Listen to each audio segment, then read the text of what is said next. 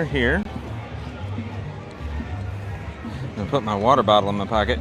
Sorry guys, you're looking at the ground for a moment. I will be back up to the sky in a sec. Sorry, little adjustment. We are here at the We Are DC protest here in Washington.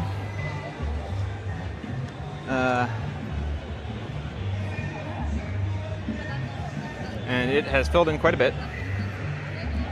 I did a few minutes on, on TikTok Live, or on a YouTube Live, and now I'm switching over. So here we are.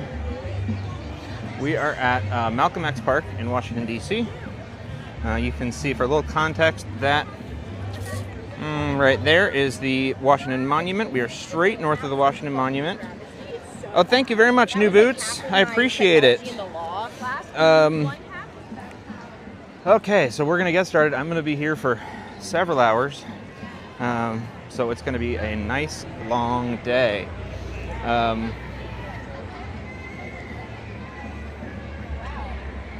And it is very hot. So let me tell you guys, it's a roaster. I don't know, this is called a march, so I'm assuming it's going to march somewhere, but I have not seen a map or anything like that, so I don't know what's going to happen. But we are here. Let me explain where we are. This is a park. It's a pretty big park. If it's not the biggest park in central DC, but it's the biggest. I mean, the other one would be Rock Creek Park, and Rock Creek Park is like a small forest. It's, you know, miles and miles and miles long. This is I would say the biggest kind of traditional park, laid out sort of park. This would be, if I were to say something was Central Park for DC, I would say this is it. It's a very beautiful park, has a big, huge fountain that goes down. It's like a tiered fountain that's kind of hanging below us right now. It's not on. But it is also a federal park. So you're going to see federal park police here. But this upper part, there's an upper part and then a hill and then a lower part.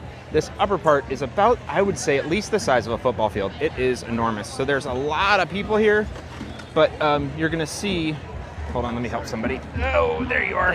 You're very welcome. You're going to see a lot of big empty space in the middle, and it's a little hard to get across. There's still a lot of people here. So I'm going to try to show you sort of the clumps to give a sense. I think the camera makes it look a little different than this. But here's on sort of the south end of the park, there's this one big clump of people.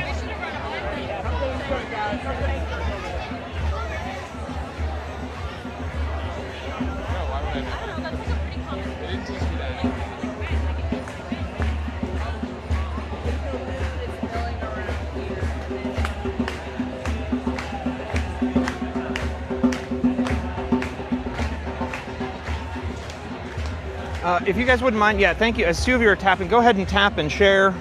We'll get some people in here. I think this is going to be something worth seeing.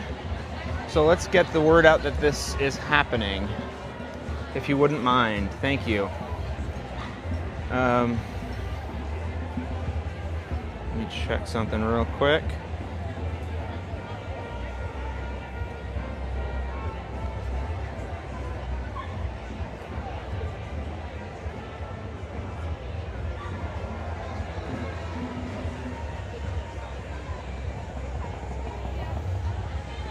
All right. What did they... All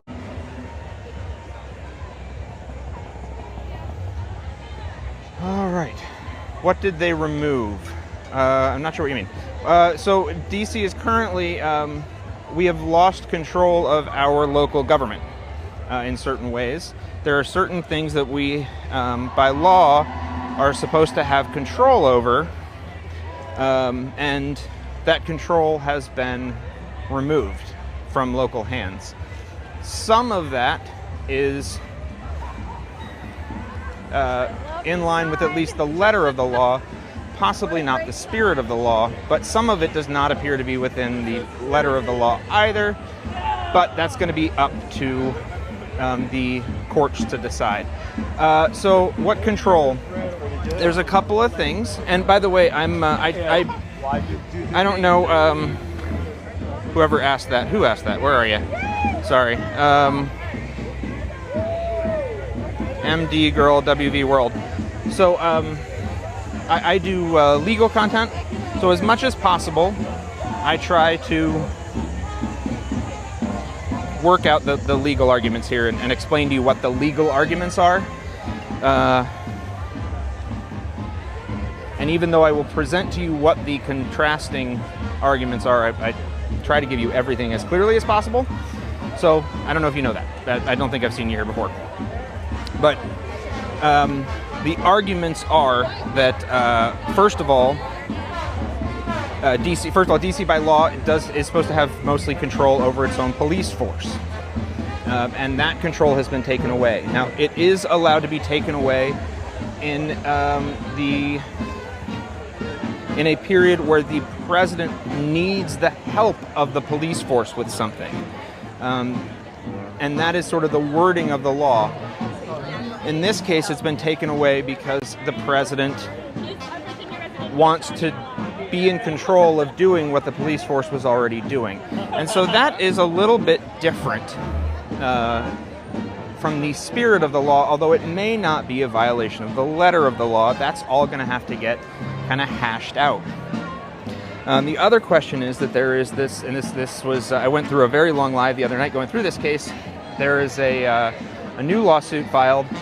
There was a compact signed and approved by Congress. It was signed by every state governor as well as DC mayor and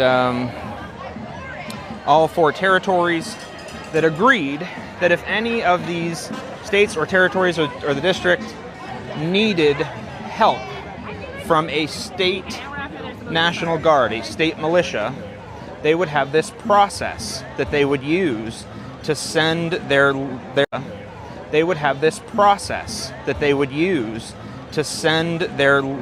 local, Michigan would call up South Carolina and say, hey, we just had a big storm, can you send your National Guard here? And they would send them, but they'd send them within this framework. There's this whole process. And that process was not followed here. And that process was approved by Congress. So that's the thing that might be more against the letter of the law. Rodney, the issue is that that is the argument that you're making there is what totalitarian governments use. And this is objective explanation, not subjective explanation. And it is a valid argument, but it is a valid totalitarian argument. It's a valid argument for switching to a totalitarian government, where things like crime are dealt with not through democratic decisions and democratic decision-making and local control, but through sort of strong-arm decisions and military. And there is an argument to be made that is a more effective way of controlling crime. Now, on the other hand, there's an argument to be made that it doesn't actually control crime, but that we won't even go into that. The problem is that we have decided that we are not a totalitarian government here. We are a different thing. We're a republic. We're a democratic republic. And so doing this does violate that principle. And so if we are going to be a place that makes its decisions through democracy and allows people to decide for themselves how they're going to be governed and how they're going to be policed, and particularly we have put the police power in the hands of the states. That is something very important and key to our constitutional system and what's called federalism, is that the states retain police power.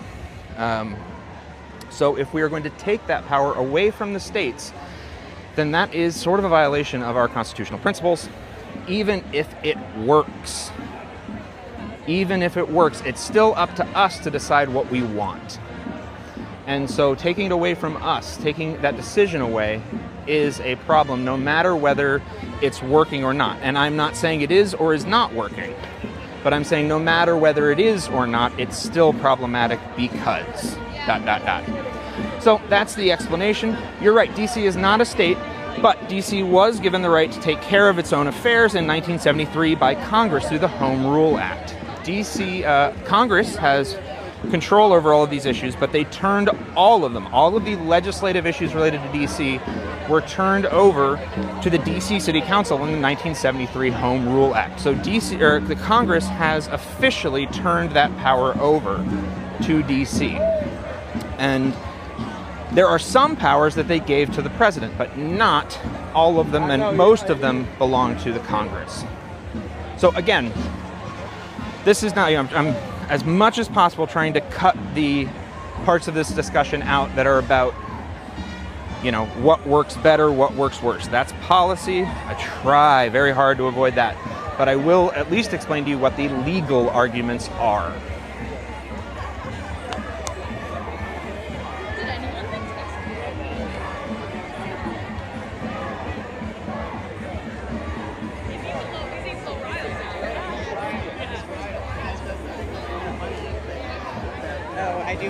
So you said the DC mayor agrees with Trump, and so here's the thing. The DC mayor, because of the Home Rule Act, has a lot of power. And if she makes decisions on her own to do thing X, Y, or Z, then those are the things that will happen. But that is not what's happened, even though she's kind of walked a line there.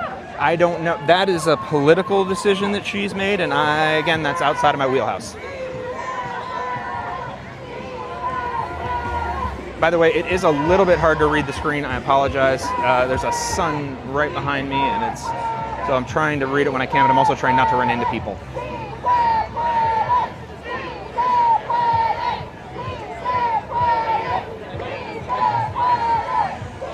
If you guys wouldn't mind tapping the screen and sharing this if you don't mind, I would appreciate it.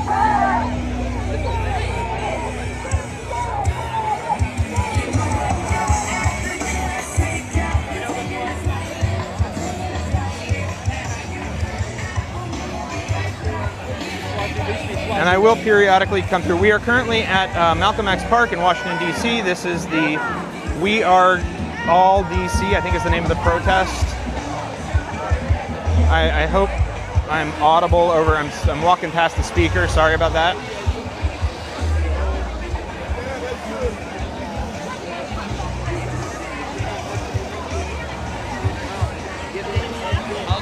And you'll see that the middle is a little bit empty because it's very hot in the middle. There's a lot of sun, there's Reuters. But the edges are very full. And this whole space is about the size of a football field.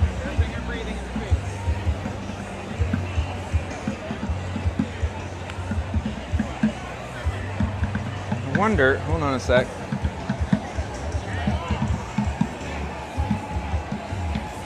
I'm gonna do.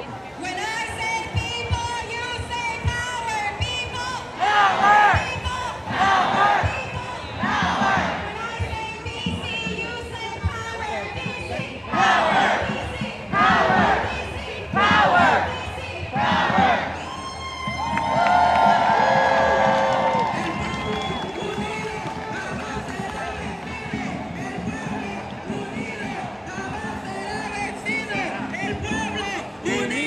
Jamás será vencido, el pueblo unido jamás será vencido.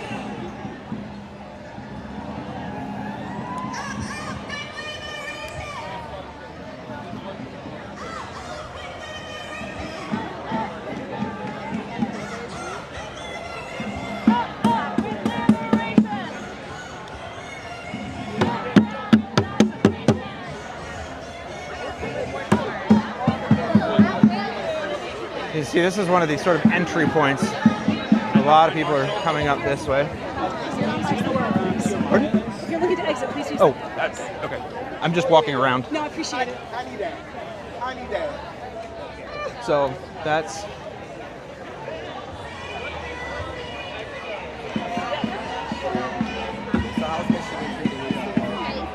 I loved it up there. I had so.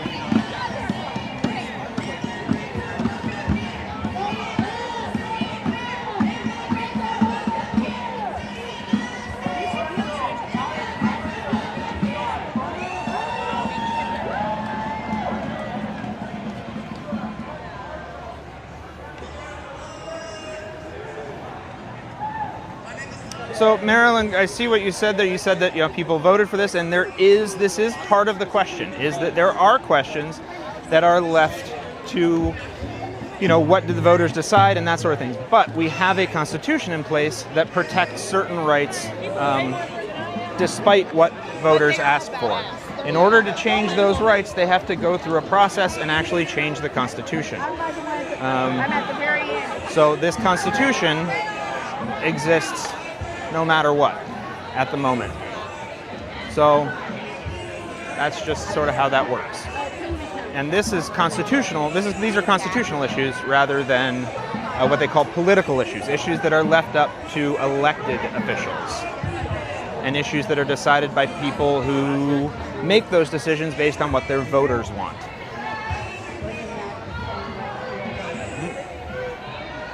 All right, we're gonna. That one's gone.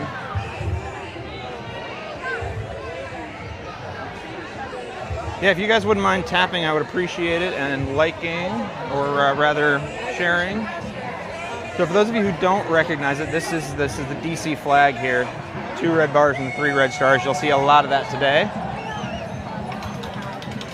I think, so there is definitely, here's the deal, Marilyn. I am not a judge, so I don't get to say whether Trump is violating the Constitution, but you don't either, because you're not either. I would say between the two of us, I probably have a little more information on this than you do. And I'll say that based on past information, he is definitely violating what we have said in the past is part of the Constitution. Now, whether the Supreme Court will continue to uphold those decisions, that remains to be seen. But again, I don't have robes. I don't get to make those decisions, though neither do you.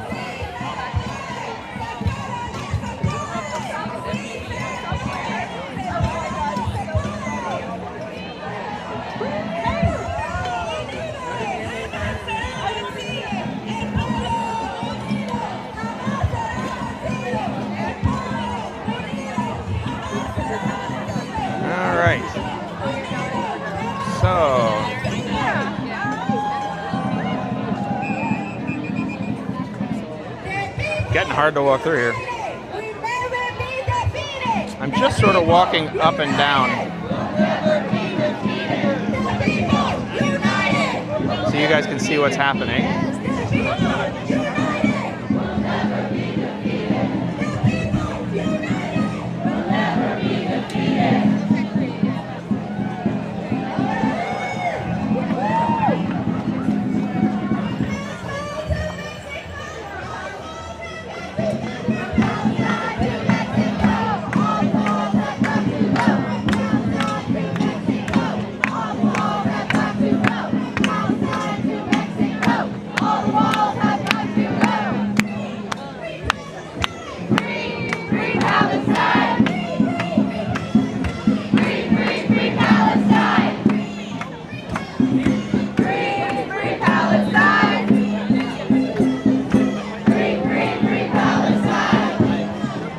Well, I appreciate Maryland girl. I'm not trying to.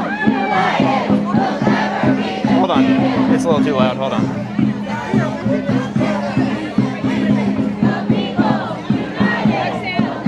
I'll tell you that. Hold on, there's no point. Tell you what, I'm gonna walk over here for a second because I don't think I'm gonna be able to get through this particular spot. Whew, that's crazy. It didn't take long for me not to be able to walk through. So I'll walk around that little clump so we can get to the next chunk. Maryland, or MD, whatever your thing is, just as you were having trouble, and I appreciate that you were having trouble processing why people don't like this, as a constitutional attorney, I would have a lot of trouble understanding how anybody would allow some of these things to happen. So I hope you understand that this is equally problematic simply from a constitutional standpoint, because the Constitution happens to be very important to me, and sticking to it is very important to me. Now, I as most of these guys know, I avoid my these kind of more policy, political questions, but constitutional and legal questions are more in my wheelhouse. And there are a lot of constitutional and legal questions here that are very important to me.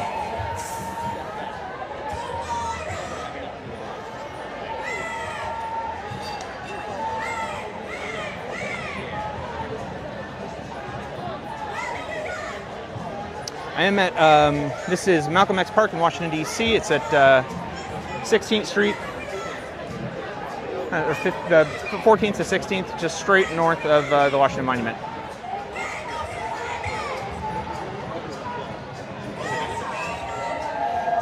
And this is the We Are All DC protest. I'm going to extend this so we can see up a little bit. Wrong way. Yeah.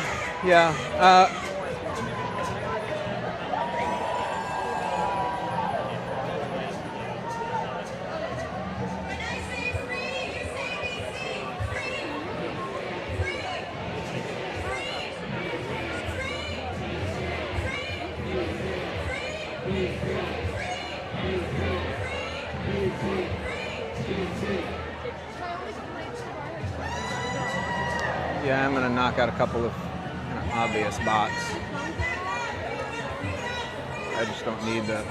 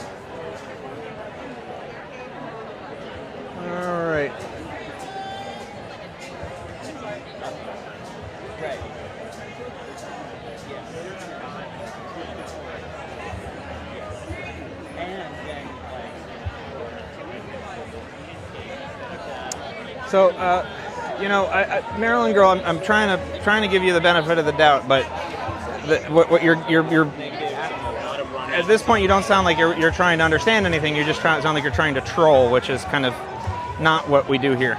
So, I will eventually have to block you if you keep doing that. I don't mind trying to explain. You know, we're here to learn, but that's not okay.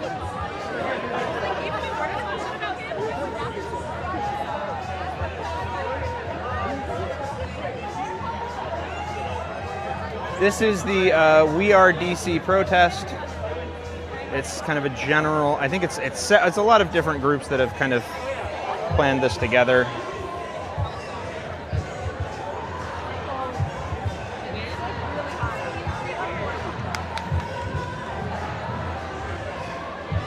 Thank you very much, Allison. I appreciate it. And thank you, Georgia. All right, I'm going to do a walk towards the back, and we'll see. So I was saying a little bit ago that the middle was empty because it was so sunny, but I think people finally gave up and are just going to get hot.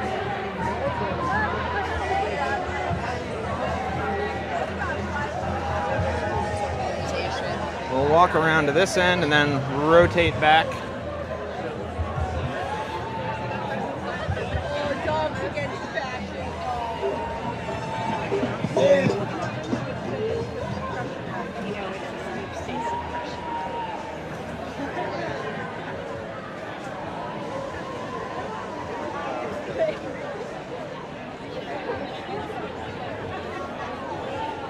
The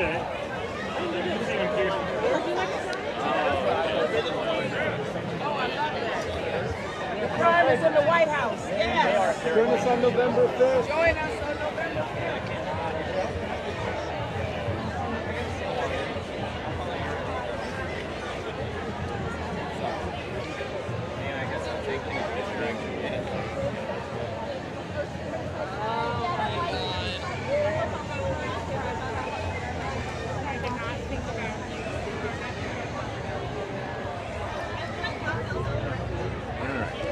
Okay, so you're just gonna troll. So you're gonna go then.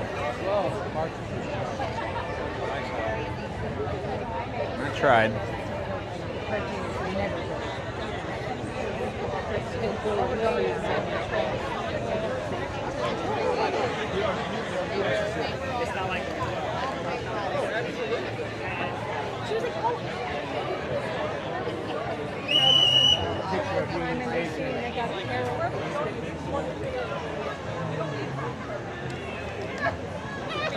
That's it. We have a red banner. Okay.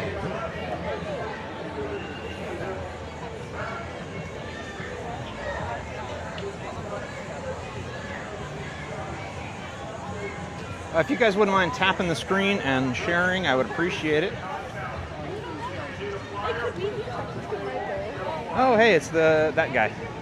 This is the. You guys know. If you know, you know. This is the guy who's.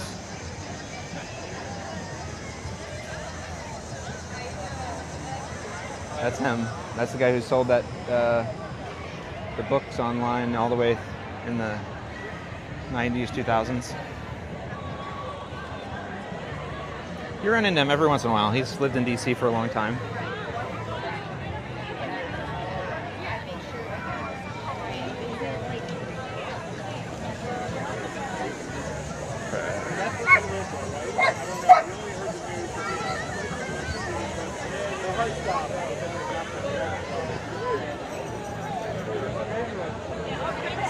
It was a big year. Oh my God! There was a dust storm. There was lots of.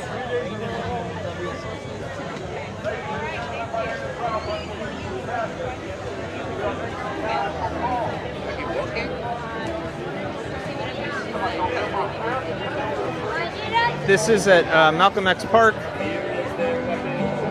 It's sort of our version of Central Park, I would say. It's not the biggest park. It's not Rock Creek Park, which is like miles long, but it's a park sort of in the center of the city.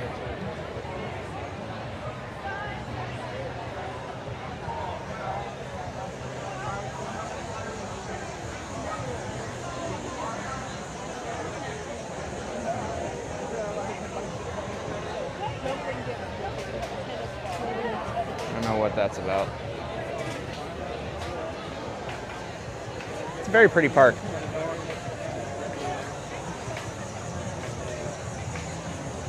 And this is kind of, there's like a part up on top of the hill, and then there's this big hill, and then the bottom of the hill part. So we're up top. Yeah, you know, one of my kind of mission over the past few weeks, I guess, among others, is to try to document as many of these things as possible in raw form. So I'm just out here live, not, you know, putting it all up, and then it all goes up on YouTube, so you can watch the whole thing rather than just the cuts that show up on the news. Which are going to be, you know, if something particularly, up a step, sorry, particularly exciting happens, that's what will get shown on the news. I figure you should see the whole thing, or at least be able to.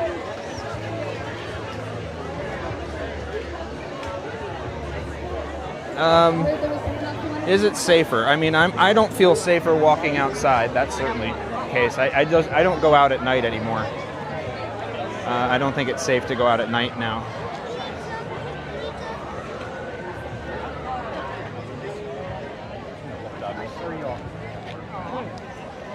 I'm running for mayor of DC.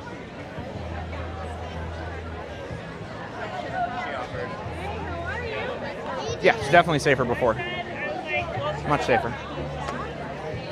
I've lived here for 22 years. I live about 10 blocks, 15 blocks in that direction, maybe.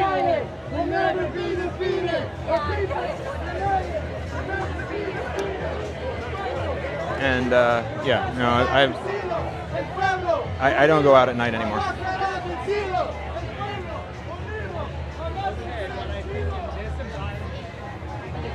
All good. No, so yeah, I was up on the tower, very high up. People tend to wear masks here in big crowds sometimes. Oh, I love this shirt. I actually have this shirt. It's a great shirt. That's the DC flag.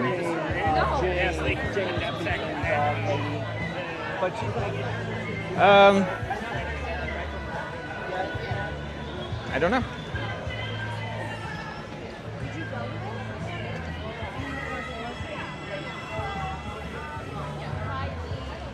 Yeah, a lot more sick people out. I don't know.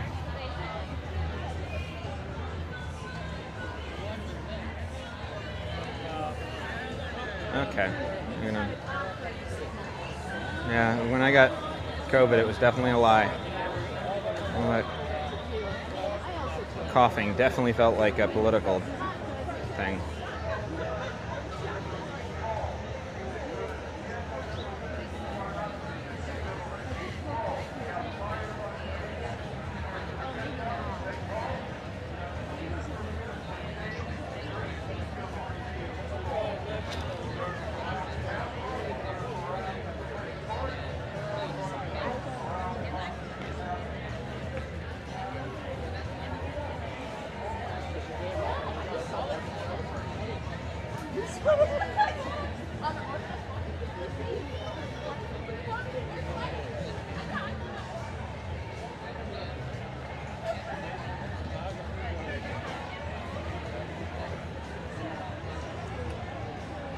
All right, we're over here kind of in a nice quiet corner for a minute. I'm drinking some water. It's actually very pretty, this little overhead thing. And then we're gonna head back over there in a second. Do another loop.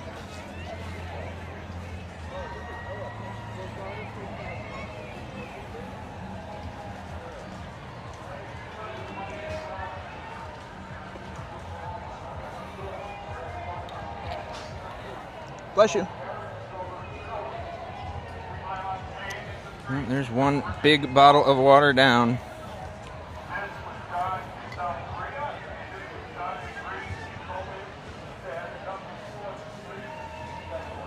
I am at, this is at, it's called Malcolm X Park. So for those of you who don't know, this is a big park in the middle of the city. I think it is not the biggest park. Rock Creek Park is the biggest park, but it's like miles long. It's more like a forest in the middle of town. This park is, I think of it more like DC's kind of smaller Central Park. It's, you know, kind of a nice laid out landscaped park with a giant fountain in the middle of it. And it's very, very pretty. But it has this giant grassy space in the middle that people play sports and that kind of thing. But it was renamed in the 1970s to Malcolm X Park. The problem is that it was named by the city of Washington, who does not own it. So every DC city map calls this Malcolm X Park, and it's all I ever heard it called. But if you look at a federal map, it is who owns the park. They still call it Meridian Hill Park, which was its original name, I think. Or maybe, I don't know. At some point it was named Meridian Hill Park. So it has two names, but I did not know that until later because no one ever called it anything but Malcolm X Park. And when I moved here, we weren't so reliant on Google Maps. Stop. It's not really super close. I mean, it's close enough to a metro, but it's probably somewhere between the U Street Metro, which is probably about 4 or 5 blocks away, and maybe Columbia Heights, which is another probably 4 or 5 blocks away, and maybe Adams Morgan. No, that's probably a little bit further. So it's some, you know, it's about. It starts about QRST UVW, about 2 blocks. The south end of it, which is pretty far down that way, actually. There's, you know, it sort of ends right here, but then there's a big hill and then a lower level, so it goes pretty far. And that's W Street, I think. So QRST UVW, but we're at 16th NW, which means you'd have to then go a few blocks over to 13th.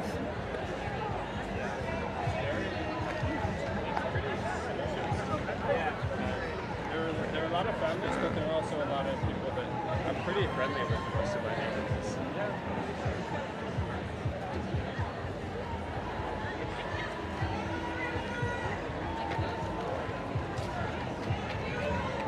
All right, if you guys wouldn't mind, yeah, hit the tap the screen. All right, if you guys wouldn't mind, yeah, hit the tap the screen. Share this.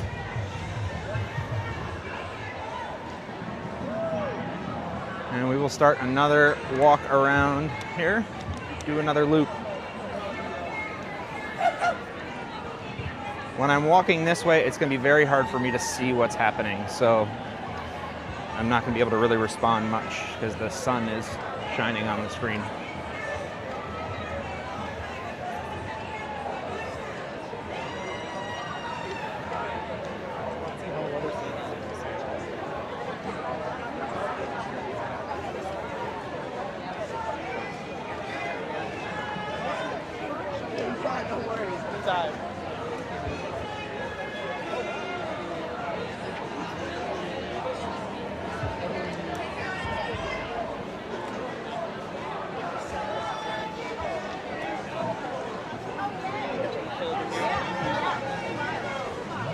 Are you with the media?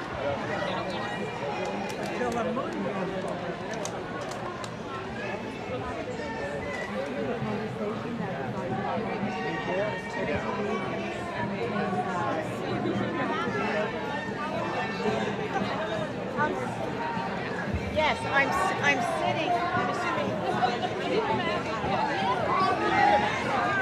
I came in.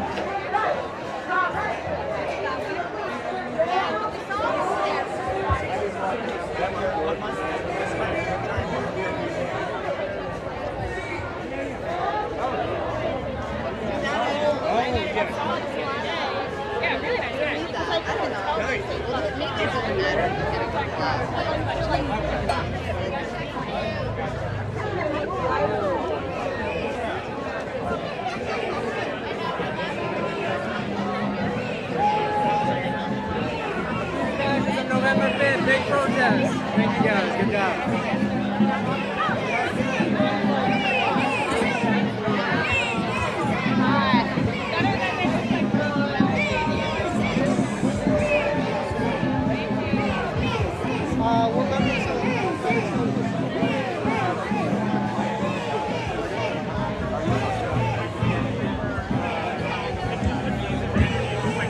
Their control is so small.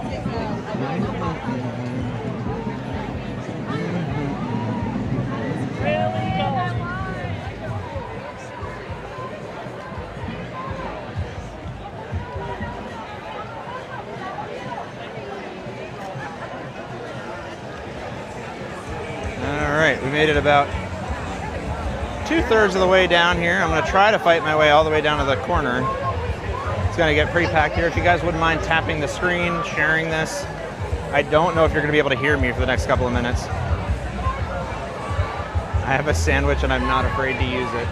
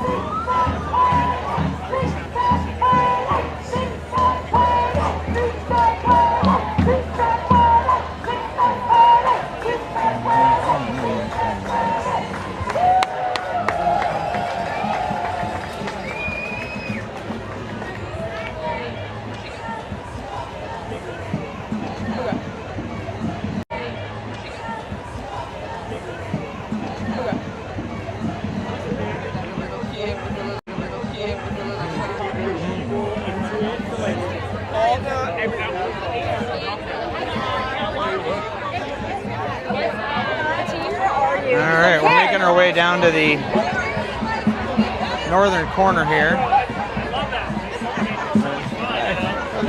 Oh, totally. No, and the more than I can come out and do this kind of stuff.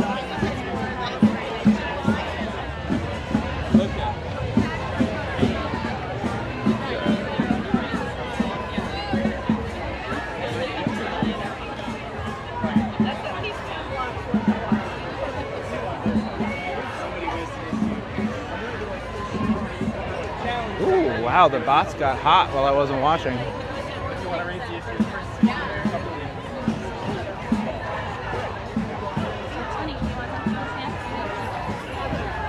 Oh, good. Chris is here. Thank you, Chris.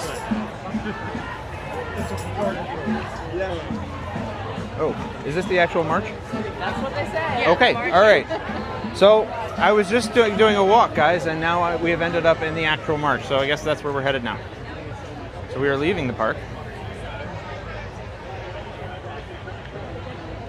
which is probably good because I think that there were so many people crammed in there that we were losing connection.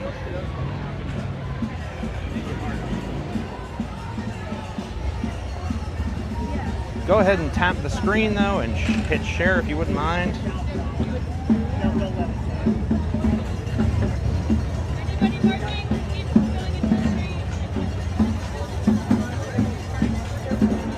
So here we are, this is 16th Street.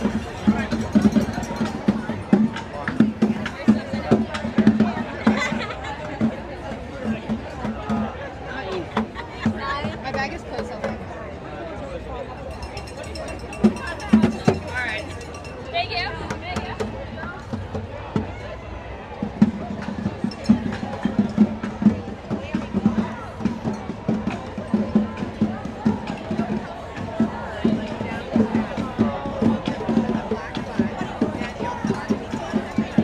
Thank you for sharing, guys, and tapping. Thank you for liking.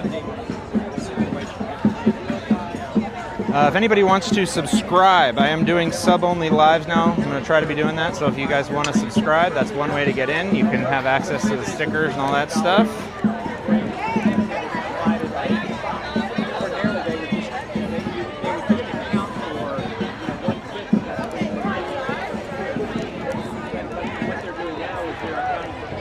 It's funny, you know, they use the term old hippies because DC is sort of notorious for its old hippies.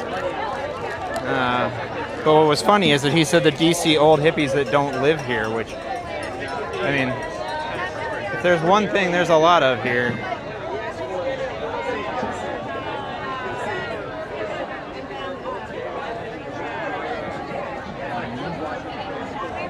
clean my screen a little bit. Sorry. Hope I didn't move anything.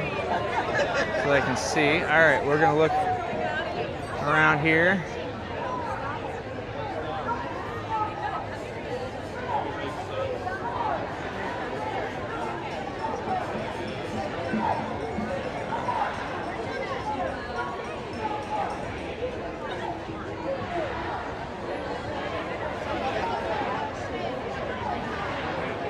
So this is 16th Street, and if you see, let's see here, can you see it right there behind? Well, I don't know. There's the white, or the Washington Monument is poking through right there. We're facing straight down 16th Street. This is a straight shot to the White House, actually, and then the Washington Monument's at 15th, so a little bit to the left. We're up in Kalorama Heights here.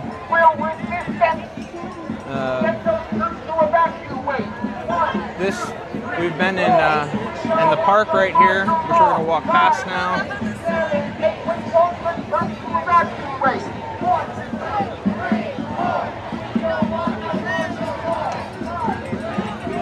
And for those of you who don't know this is the DC flag, not the free, but the three bars and the 2 stars.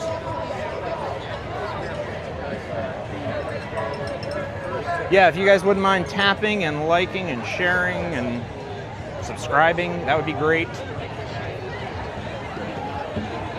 But again, I am having a little bit of trouble reading the screen. I gotta try to watch my feet.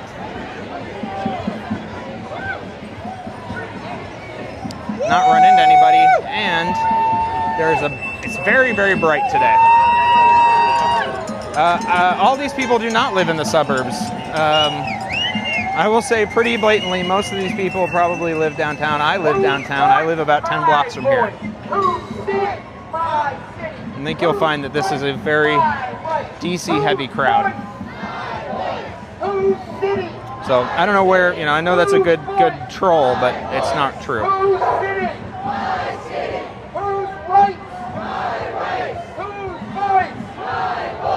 So I'm gonna. Free DC! Free DC! Are you DC? I'm so sick of people re-trolling. Come up with something original.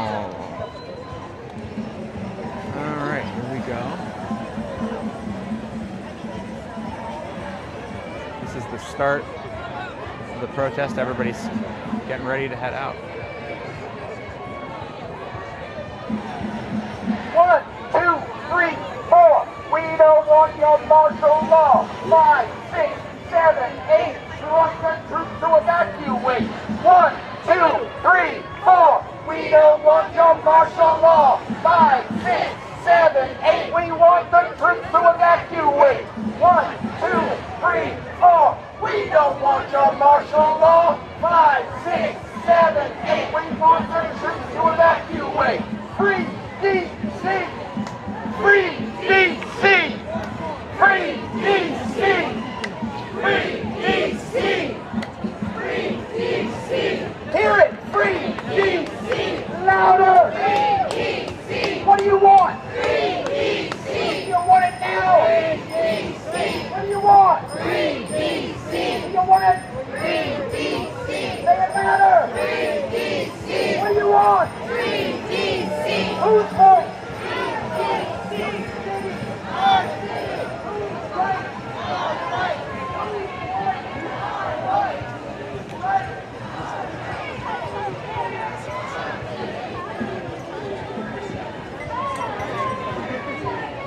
My partner was helping with like the EDA.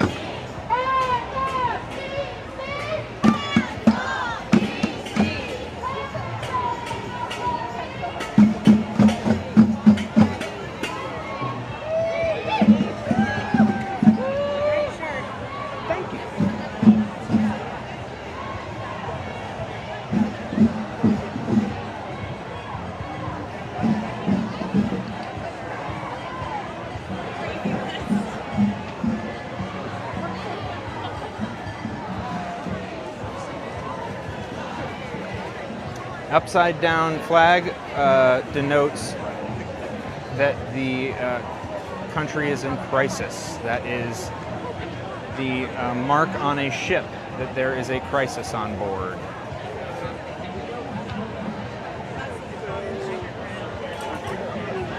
If you'll recall, that was famously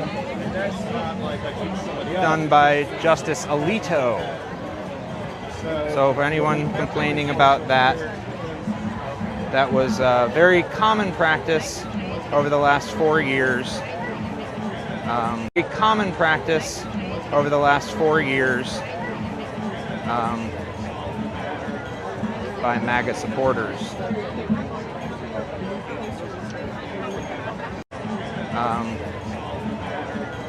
By MAGA supporters. Thank you. Who is that? Jen and Javi? Thank you, guys.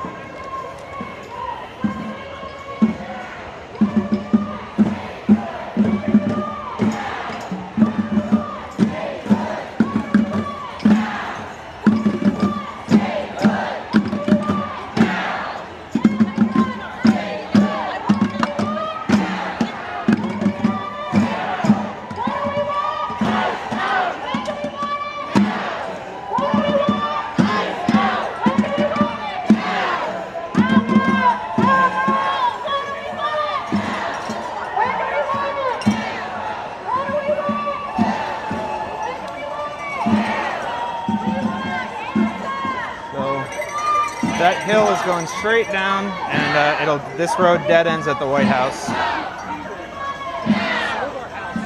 You see, the police have the streets blocked off. That's pretty common. That's Metropolitan Police, the DC Police. They're pretty used to blocking off streets for protests.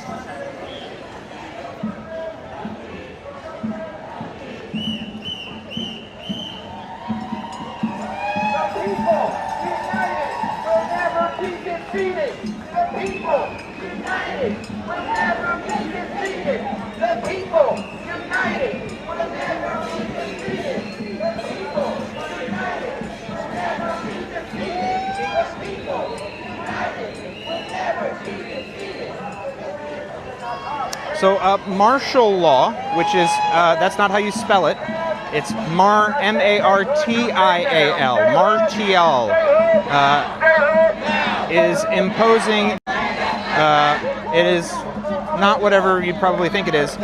So it is using courts martial instead of the regular court system.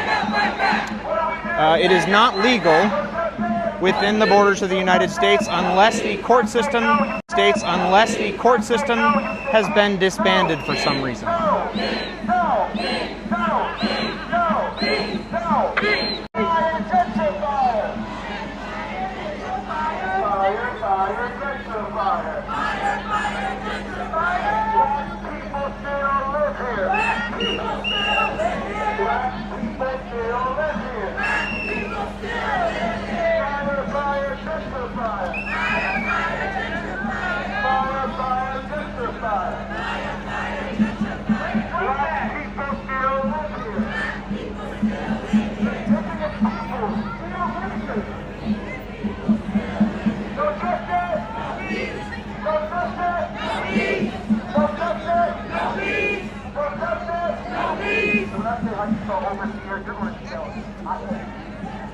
How do you spell overseer? How do you spell overseer? How do you spell kidnapper? How do you spell kidnapper? You guys go ahead and hit tap the screen, get the numbers up. Still haven't hit. Let's try to get up a little higher.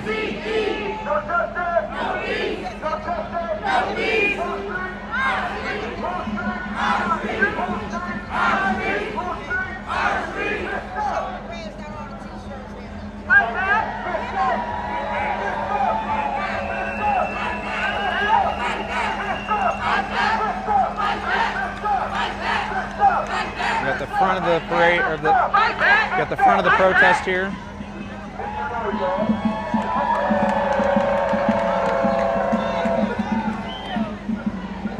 We're on 16th Street in Washington, D.C. We are facing downhill directly at the White House. There's the Washington Monument. Stay with us. So let's move and let's go slow. Let's go slow. Come on.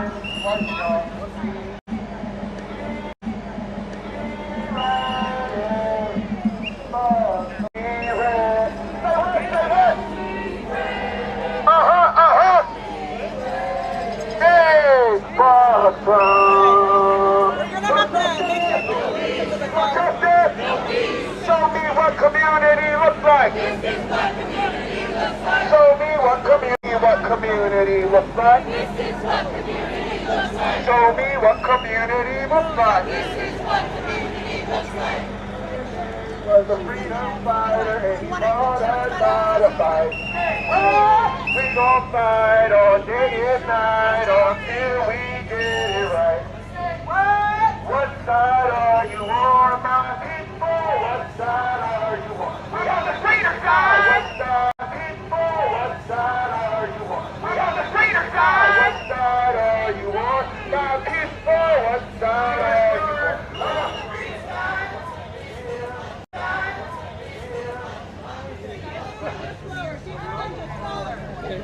I was going to say that, but I think as a freedom fighter, she taught us how to fight. We gon' fight all day and night until we get it right. What side are you on, my people? What side are you on? What side are you on, my people? What side are you on? Malcolm X was a freedom fighter and he taught us how to fight. You're gonna want to stay all the way to the right. It's only getting busier. What side are you on, my people? What side are you on? What side are you on, my people? What side are you on? Freedom side. We're the freedom fighter and taught us how to fight. We gon' fight all day and night until we get it right. What side are you on, my people? What side are you on? What side are you on, my people? What side are you on?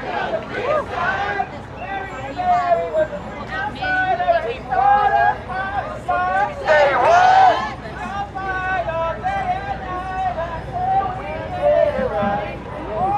What side are you on, my people? What side are you on? On the freedom side. What side are you on, my people?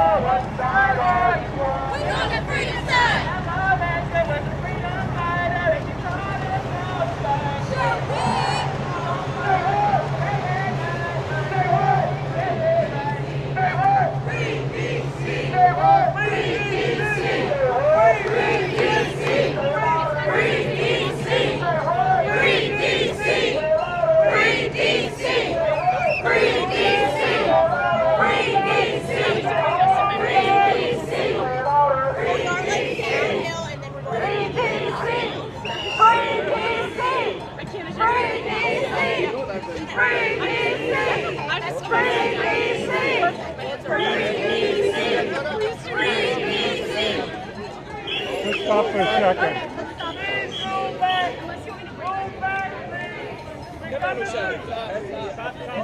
Slow it down and tighten it up.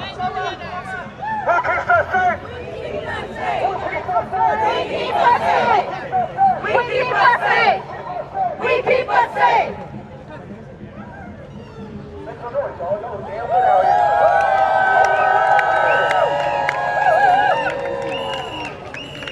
We are all PC. We are here for our neighbors, our friends, our family, our comrades. Make some noise. Do not want to crucify, take, destroy, attack our neighbors. Let us do something about it. No justice. No peace. No justice. No peace. No justice. No peace. So don't be shy today. Don't be cute today. Stand on business. Because trust me, the federal government of the United States is on business as they occupy the District of Columbia. So end the occupation now. End the occupation now. End the occupation now. End the occupation now. End the occupation now. End the occupation Say what? End the occupation now. End the occupation now. End the occupation now. End the occupation now. End the occupation now. End the occupation now. End the occupation now. End the occupation now. End the occupation now. From DC to Southside, occupation is a crime. Occupation is a crime.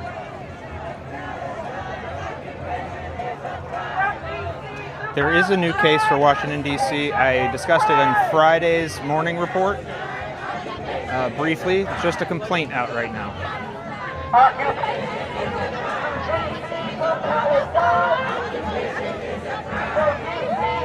Let's move.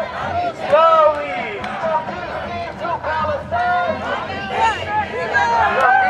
From Palestine. From DC to Palestine. Just to show you guys, there's like a whole crowd in front of us as well, kind of. So this is I will say, of the protests I have seen in this city, and there's lots of them. There are protests here all the time. This is a big one. This is a big one. I don't know if you can, how far up the hill you can see, but it is a big one. Rise up, fight back. What do we do?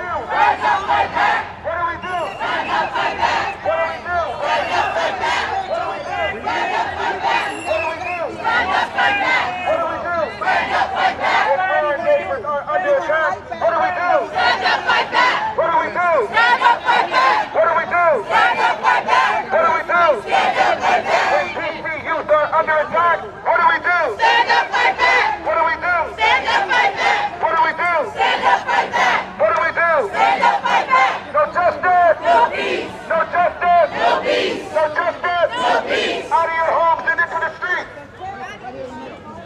Out of your homes and into the streets! Out of your homes and into the streets! Out of your homes and into the streets. Out of your homes and into the streets! Out of your homes and into the streets. Out of your homes and into the streets! Out of your homes and into the streets. Out of your homes and into the streets! Sorry, thank you. I had it wrapped, but To the streets! Out of your homes and thank you. into the streets. No justice! No peace. No justice! No peace. No justice! No peace. No justice! No peace. Free! DC. Free! DC. Free! DC. Free! DC. When I say end, you say the occupation. End! The occupation. End! The occupation. End! The occupation. End! The occupation. End! The occupation. When I say get out, you say of our city. Get out! Our city. Get out! Our city. Get out! Our city. Get out! Our city. Get out! Our city. Get out! Our city. No justice! No peace. No justice! No peace. No justice! No peace. No justice! No peace. No justice! No peace.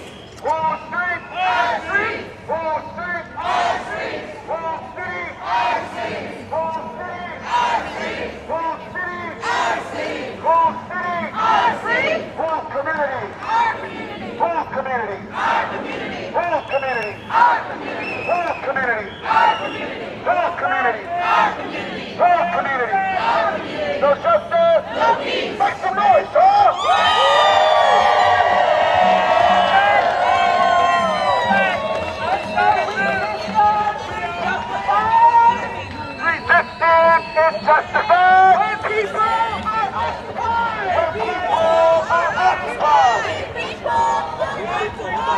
you can see, there's press, quite literally reporting global press as we walk here. The press is definitely here.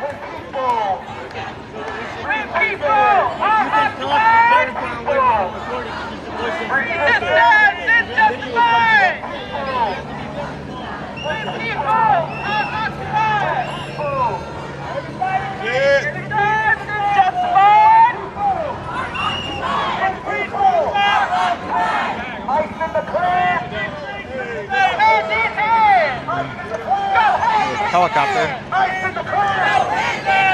Ice in the clouds! Ice in the clouds! Cops in the clouds! Cops in the clouds! Cops in the clouds! Ice in the clouds! Ice in the clouds! Ice in the clouds! Ice in the clouds! Bears in the clouds! Bears in the clouds! Bears in the clouds! I said bears in the clouds!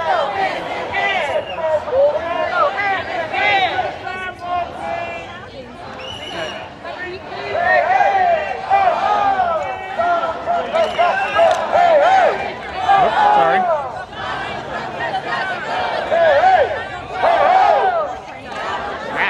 Sorry, guys. My little guy went a little nuts there for a sec.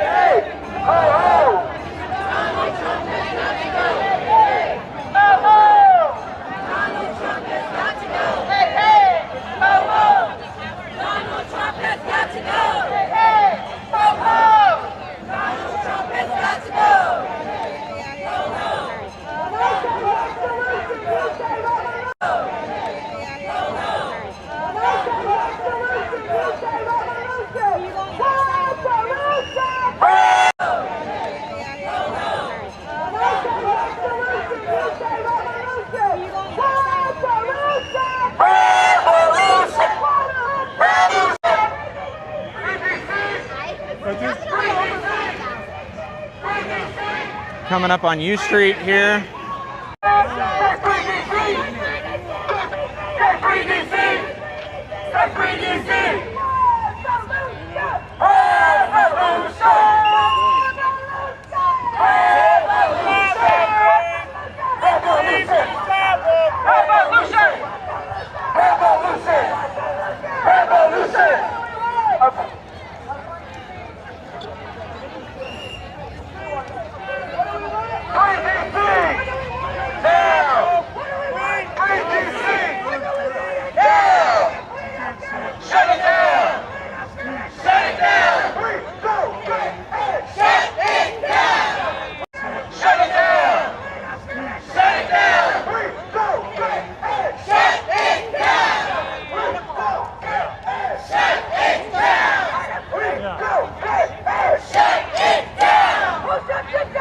So I just heard we have about. Let me just say here.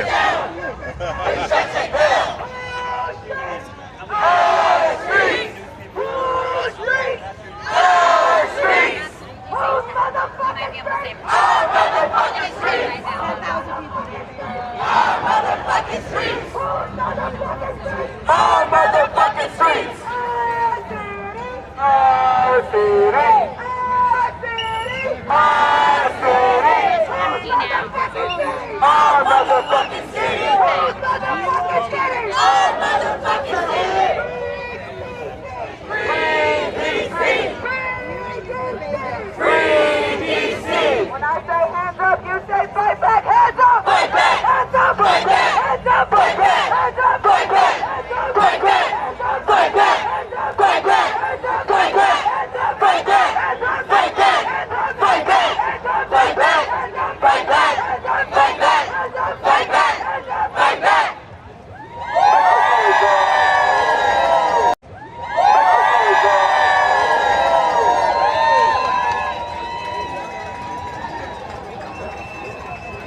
Resistance is justified!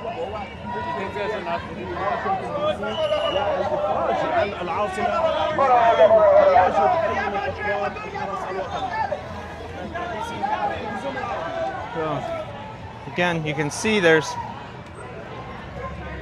that sort of prep up ahead is going on for blocks. I'm walking a little bit ahead here, just to step up. And I'm going to turn back around and let them catch back up with me. But the word that I'm hearing is that the line behind this group goes all the way back to where we started, which is a good 10 blocks. You can see it up the hill from here.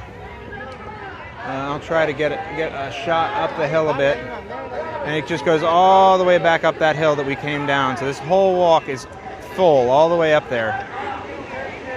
This is a big group.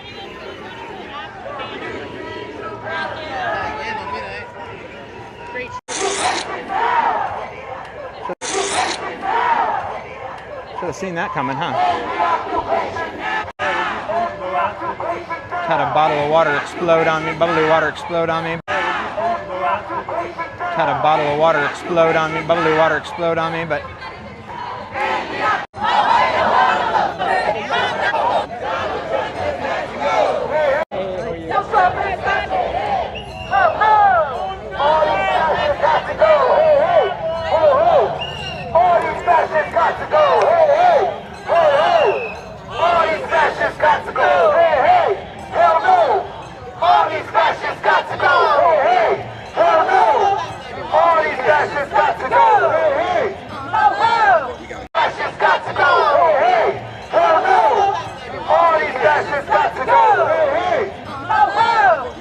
solid people all the way across 16th Street. Just solid people all the way across 16th Street. So this is a big, solid people all the way across 16th Street. So this is a big front.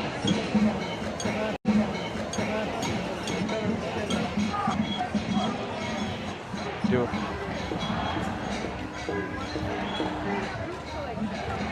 Like that. That's nice.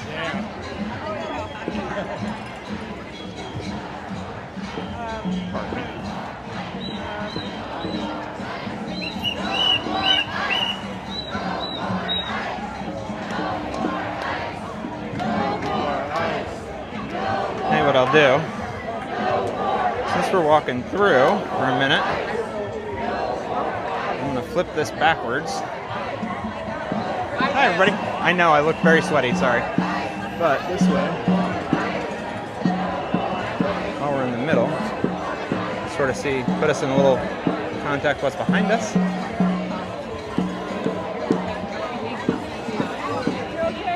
Rather than seeing everybody's back. The people united will never be defeated.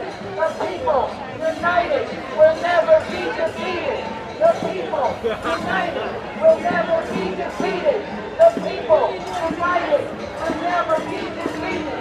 The people united will never be defeated. Free DC.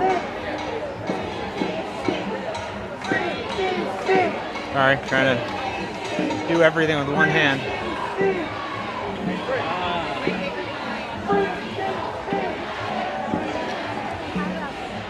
I posted on my wall.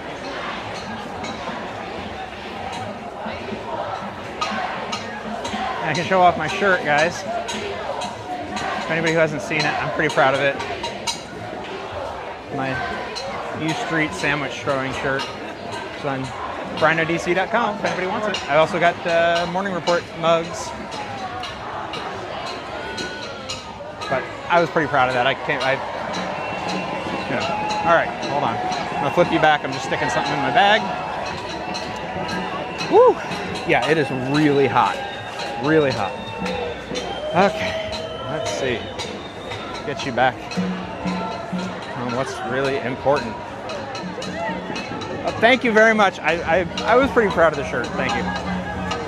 I thought it was pretty funny. Had messed up something. And so we called. So let's see. We're gonna switch you.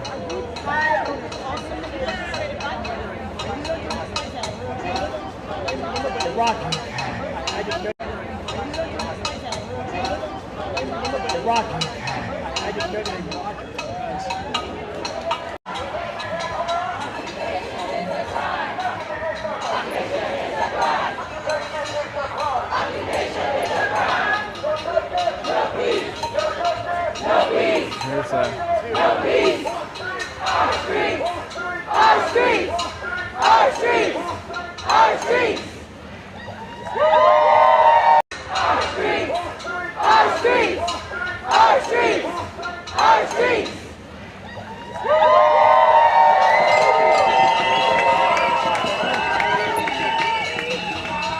that way. So this is in my neighborhood, but this is in that Dan Brown novel.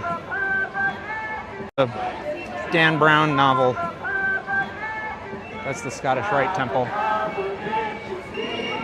But it's kind of weird. There's this, you know, neighborhood of relatively little houses, and then there's this in the middle of it. Not that, you know, little houses, and then there's this in the middle of it. Not that, you know, these are kind of bigger apartment buildings right here, but this does feel out of place.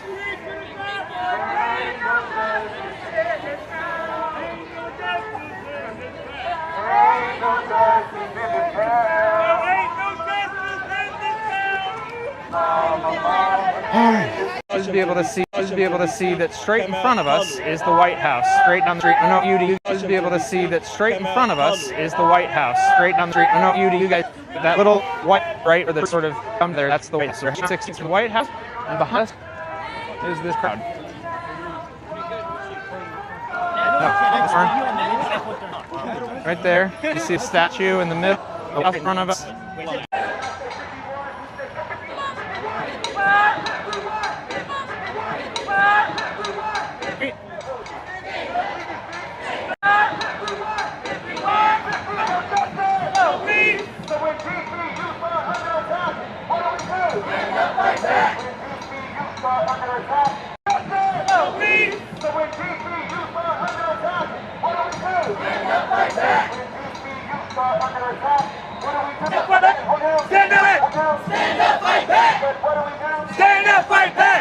Migrants are under attack. What do we do? Stand up, fight back. When migrants are under attack. Migrants are under attack. What do we do? Stand up, fight back. When migrants are under attack. Stand up, fight back. What do we do? Stand up, fight back. What do we do? Attack. What do we do? Stand up, fight back. What do we do? Stand up, fight back. What do we do? Stand up, fight back. What do we do? Stand up, fight back. What do we do? Stand up, fight back. What do we do? Stand up, fight back. When queer people are under attack, what do we do? Stand up, fight back. What do we do? Stand up, fight back. What do we do? Stand up, fight back. What do we do? Stand up, fight back. What do we do? Stand up, fight back. People united. The people, make some noise, man. The people, make some noise, DC. When I say stop it, you say city. Stop it, city. Stop it, city. Stop it, city. Stop it, city. Stop it, city. Stop it, city. Stop it, city. Stop it, city. Stop it, stop it, stop it.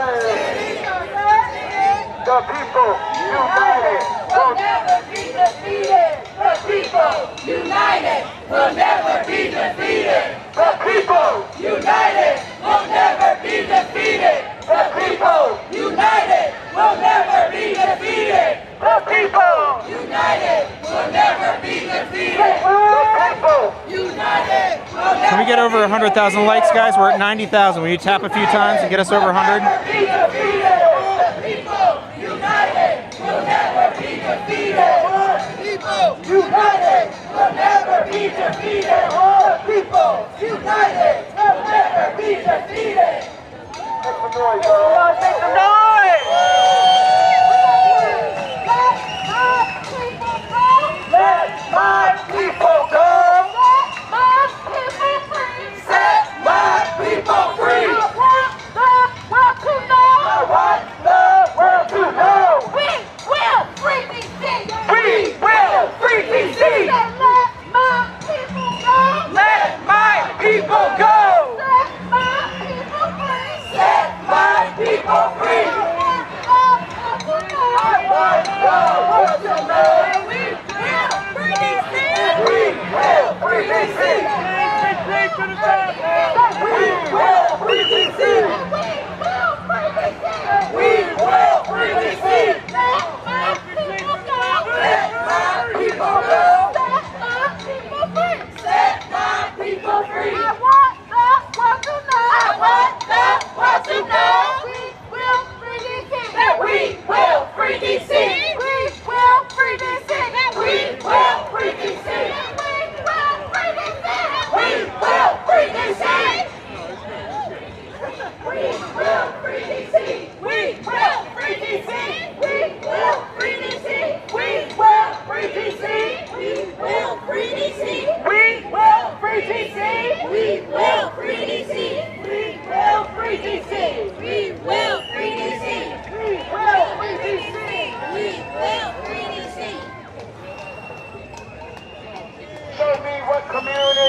looks like.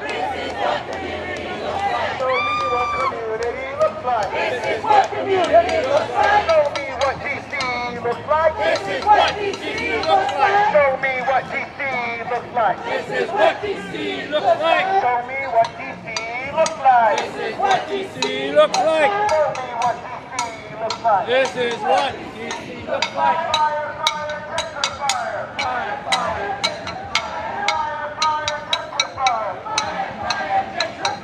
Black people still live here. Migrant people still live here.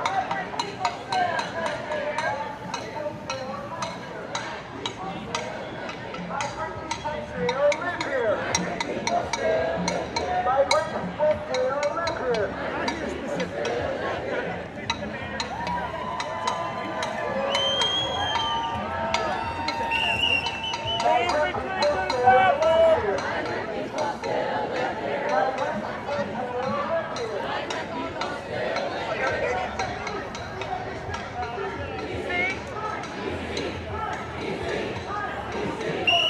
Please retreat to the sidewalk.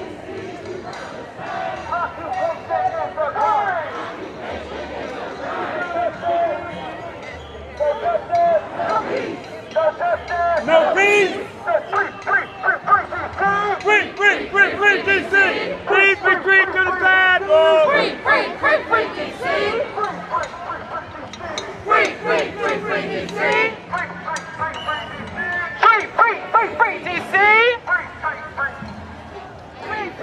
Free DC.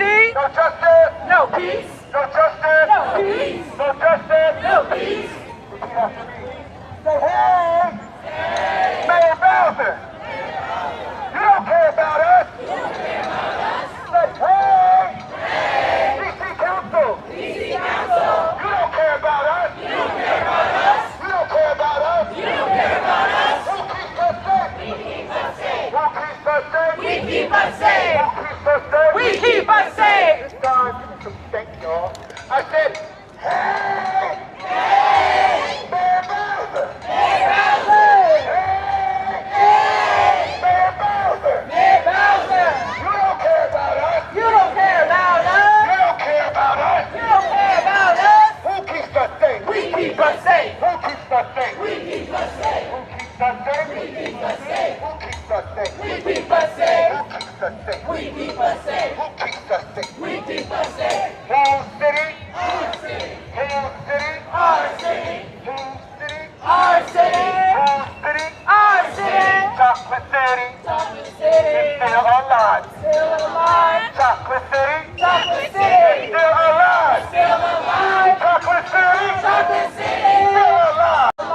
Chocolate City. Chocolate City. It's still alive. Still alive. Chocolate City. Chocolate City. Still alive. Still alive. Chocolate City. Chocolate City. Still alive. Still alive. When I say care, you say invest in DC. Care. Invest in DC. Care. Invest in DC. Care. Not cops. Care. Not cops. Care. Not cops. Care. Not cops. Care. Not cops. Care. Not cops. Resources. Care. Not cops. Care. Not cops. Resources. Care. Not cops. Care. Not cops. Care. Not cops. Care. Not cops. Care. Not cops. Please retreat to the sidewalk. Housing not costs.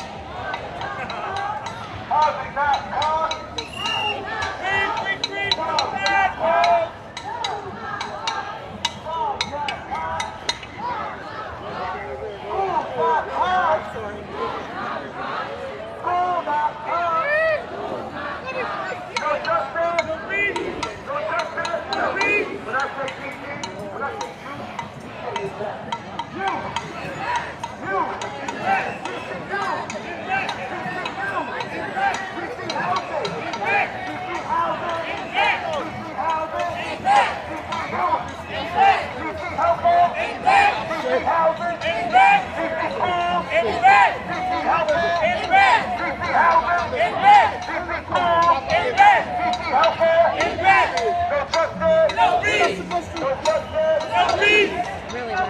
Get it down!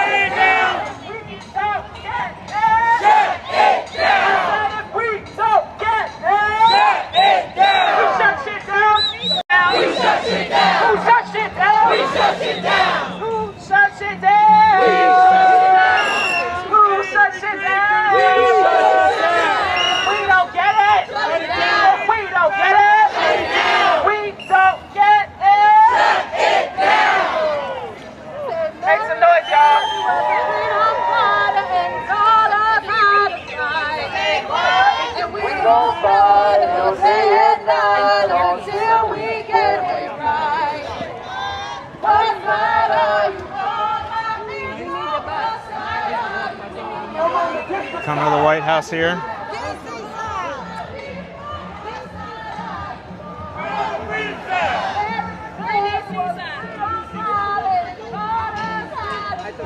Say what?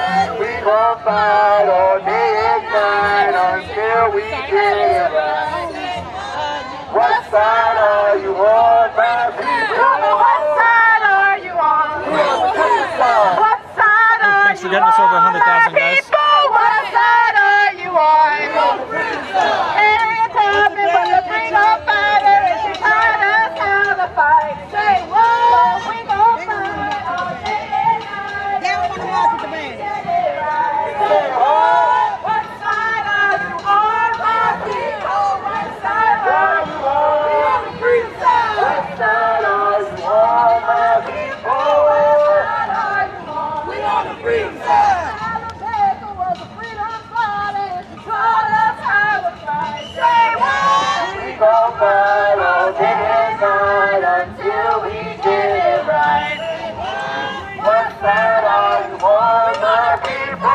What side are you on? We on the freedom side. What side are you on, my people? What side are you on? We on the freedom side. Gotta beware for the freedom fighter, and she taught us how to fight. Say what? We gon' fight all day and night until we get it right. We on the freedom side. What side are you on, my people?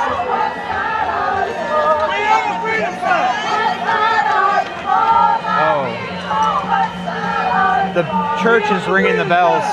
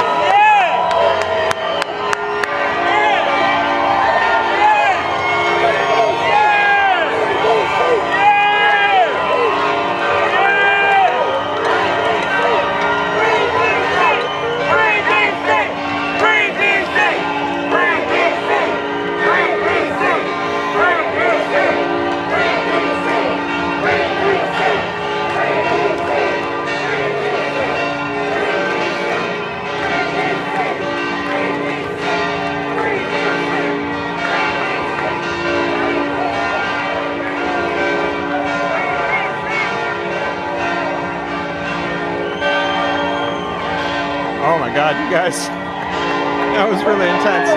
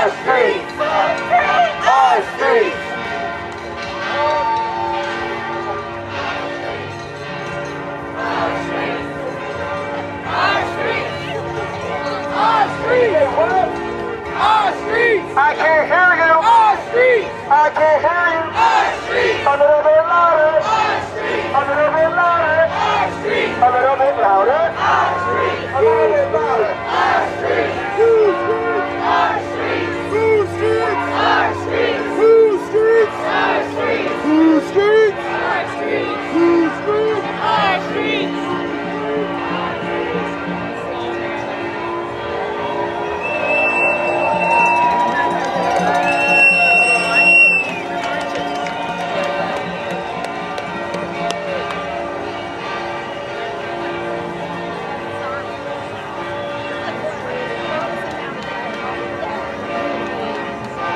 You guys, I can't tell you what that moment was like.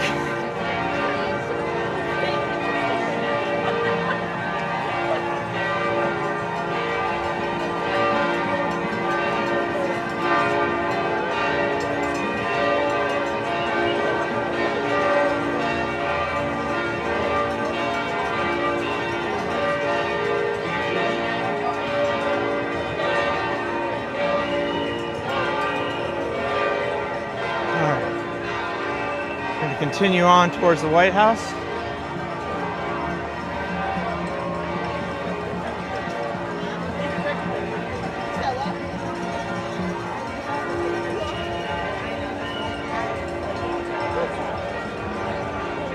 It's a little hard to leave the bells behind. That was pretty cool.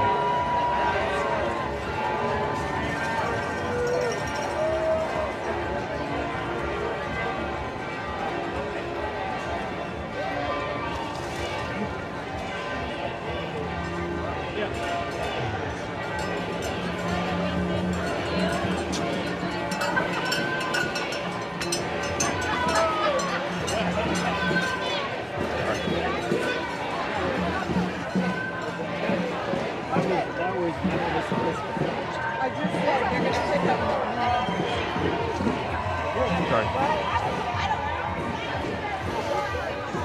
Oops, I'm sorry. So sorry.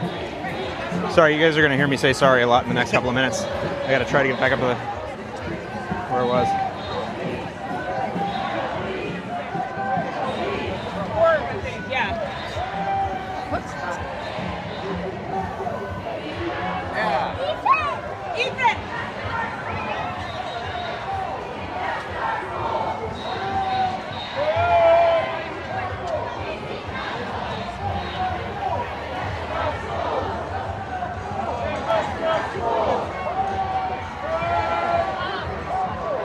I like that. That's great. I just got to show. This is a great shirt. That is awesome. The t-shirt game has been really good today, guys. I was proud of mine, but lots of people have good ones.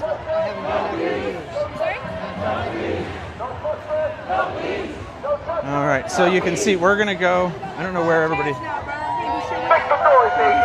All right. Because you was outside. So we are going under the tunnel.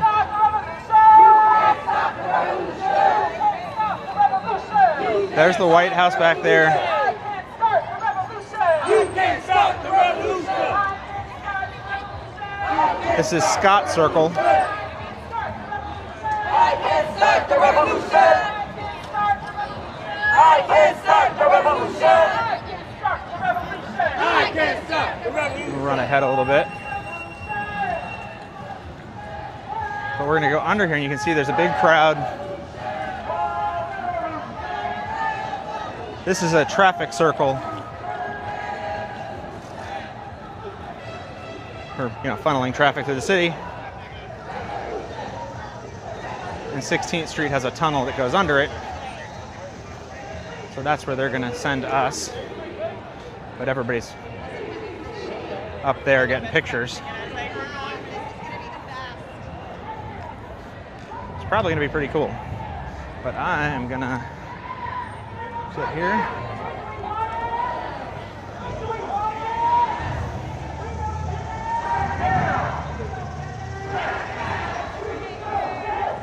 Look at these guys.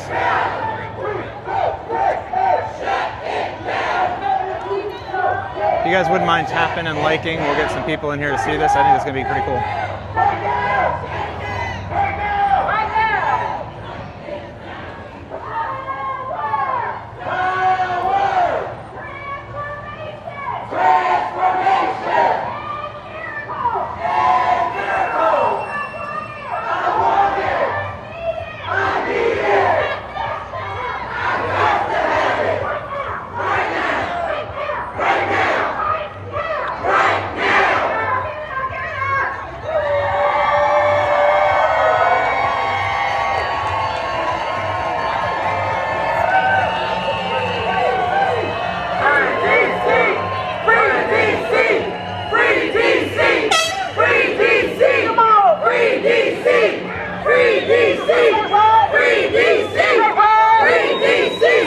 Free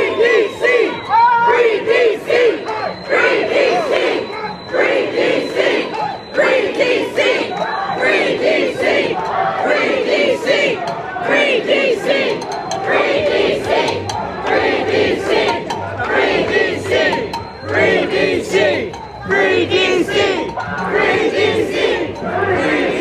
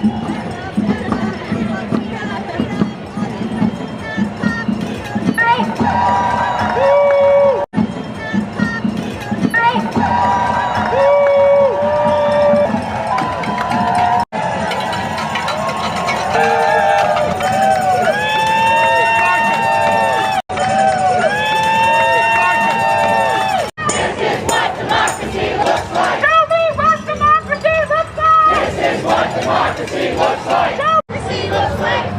Where the main road goes under. This is what democracy looks like.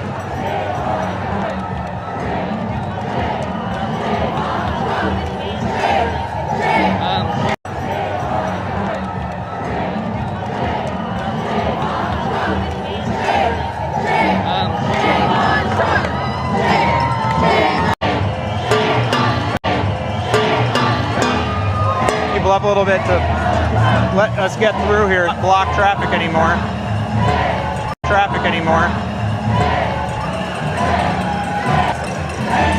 and we'll a lot of people, but you just saw that probably.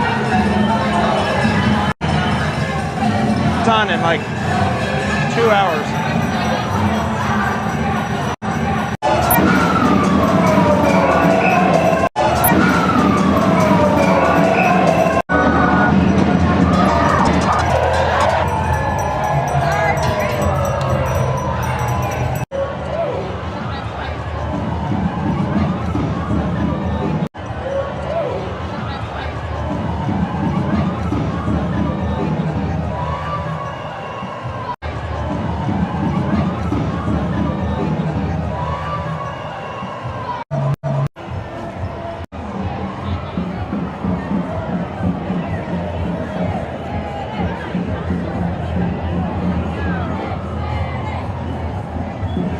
Yeah, I think it's getting a little spotty because there's a lot of people on the same network. Sorry about that, guys. But especially as we get close to the White House, I tend to lose service. But usually not till I hit the White House lawn.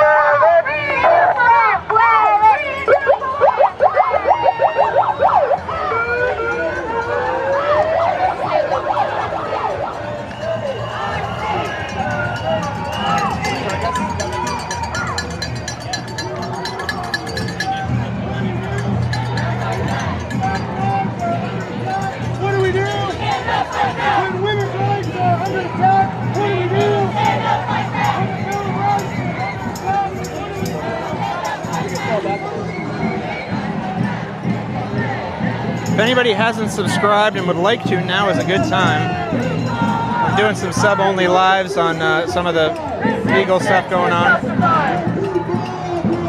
When people are colonized, Resistance is justified. resistance is justified. When people are terrorized, When people are terrorized, resistance is justified. resistance is justified. Or just tap. And share. Resistance is always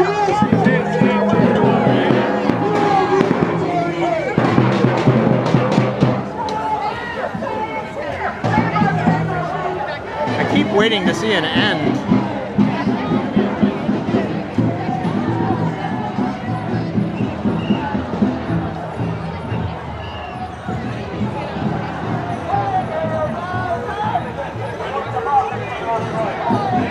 Not quite as thick as it was, but I also see a big kind of wall of sign coming, so I think people are stuck behind it.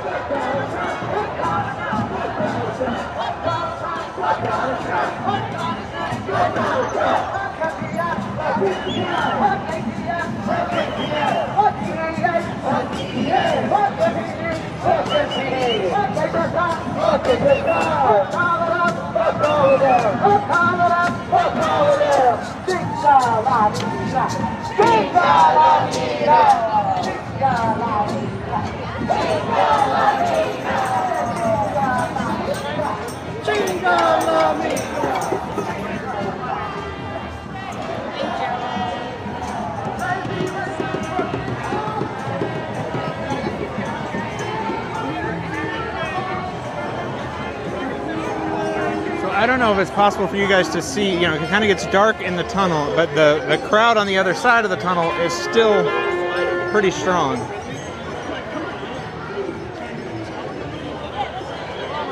At least at the moment, although that might be the end of it actually. Oh, we may have, we either have a gap coming or an actual end of the crowd.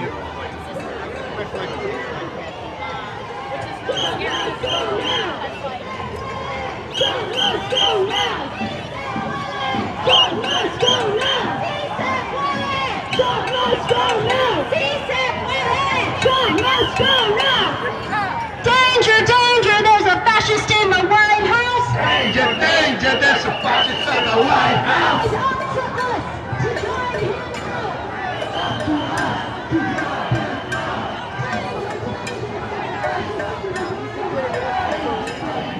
All right, I'm gonna head forward again. At some point, I could lose service. So if I do, I apologize in advance. But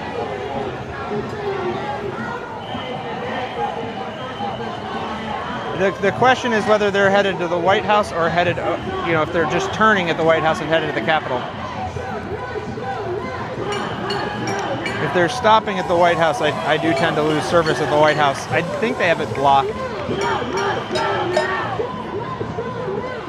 But if they continue on down Pennsylvania Avenue, then I'll be fine.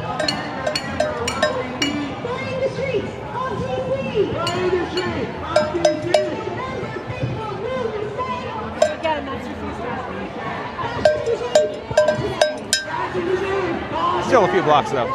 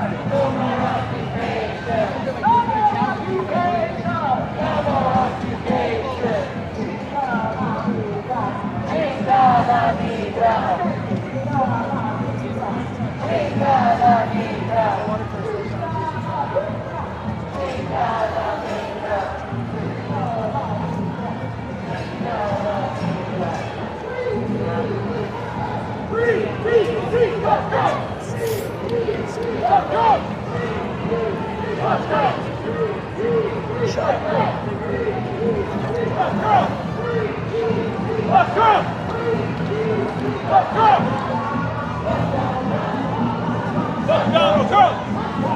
Fuck Donald Trump! Fuck Donald Trump!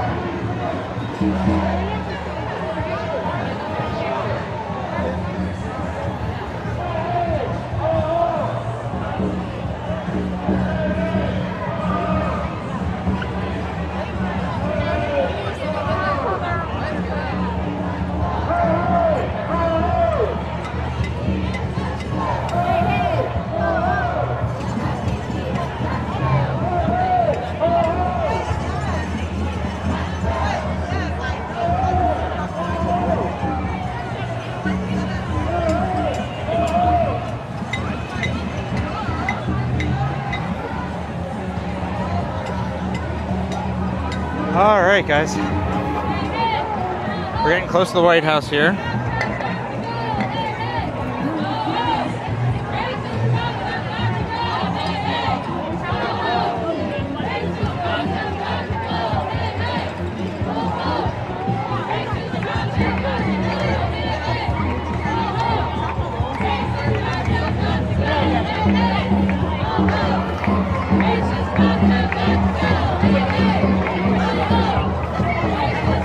It is really hot.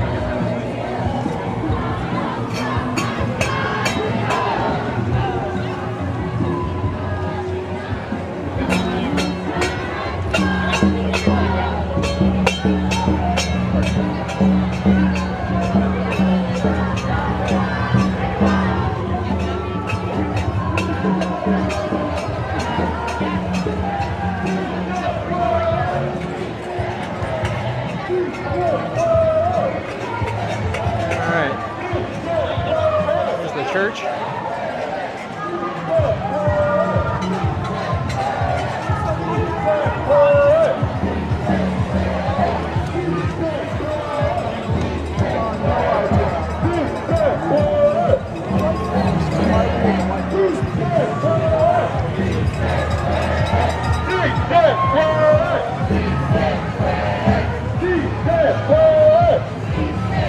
Thank you very much, Justice. I appreciate it. Oh, we're at 160. Can we get over 200, guys? Tap away. Let's see what happens. I don't think I've ever been over 200,000 likes. We are right by the White House. This is the church just north of the White House. There's the White House right there.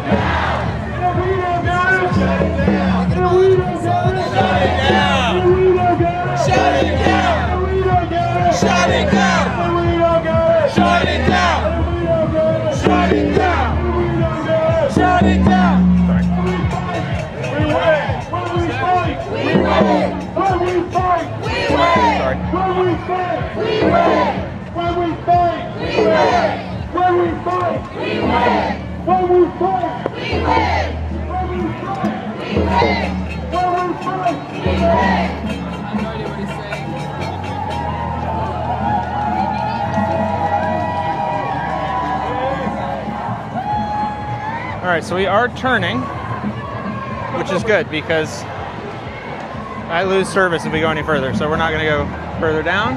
But that right there is the White House. We are turning at the White House and heading this way.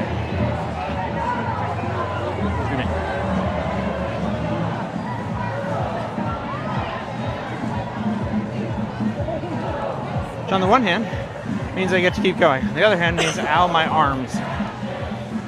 Holding up this phone for 2 hours. That's okay. I have no idea how many people.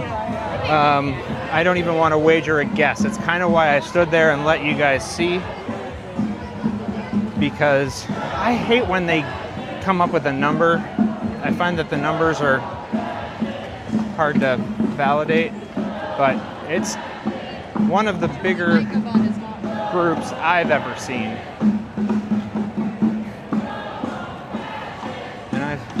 And you live in this city long enough, you see a lot of marches. This is a big one. This is a very big one. Particularly considering that it's kind of hyper-localized. This isn't like a national one. This is a local one. This is a very big group of people who are mostly local. This was very much a local call to action.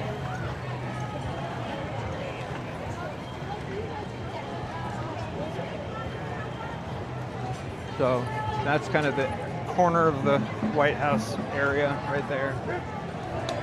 And that's the Dolly Madison House. The Vermont Avenue.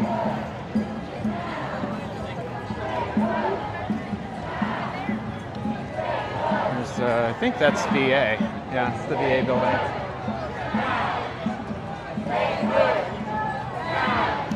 The Federal Circuit Court is that red building right there.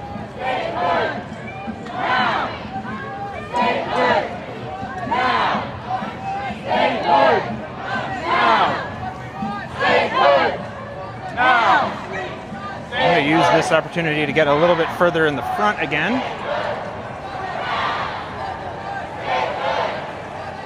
Because there's a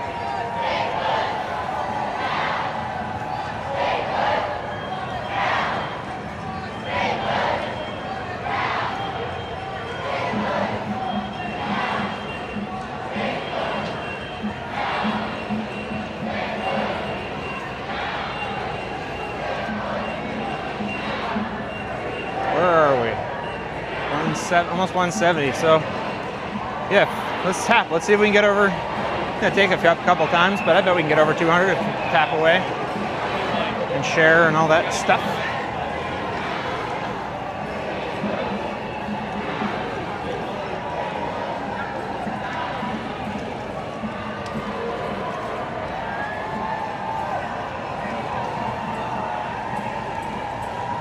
We're turning here on 15th.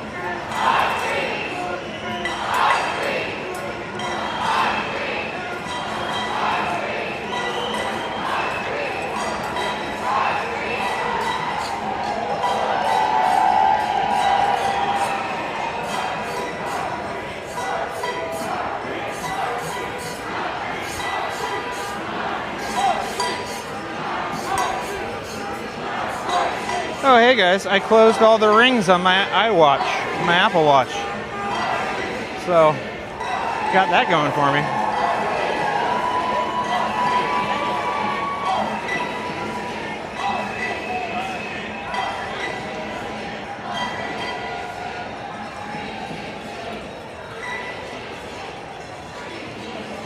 All right, we're coming up here. This is kind of there's the Treasury building, which is right next to the White House.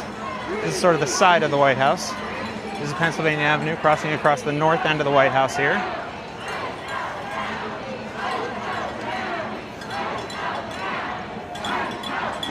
Here's the Washington Monument. Ice out now! Ice out now! Ice out now! Ice out now! Ice out now! Ice out now!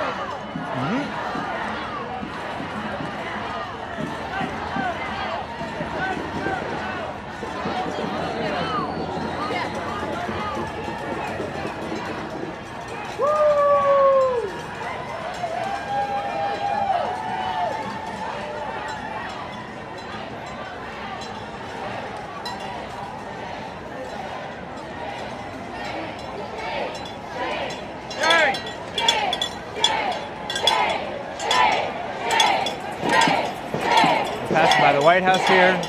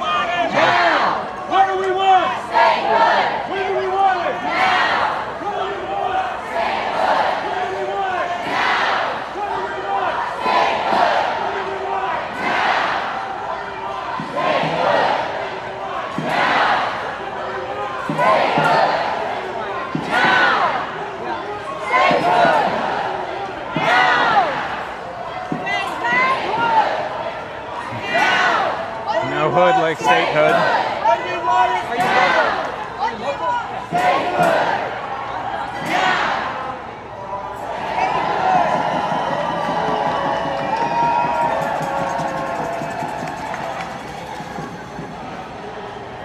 They got all the side streets closed off.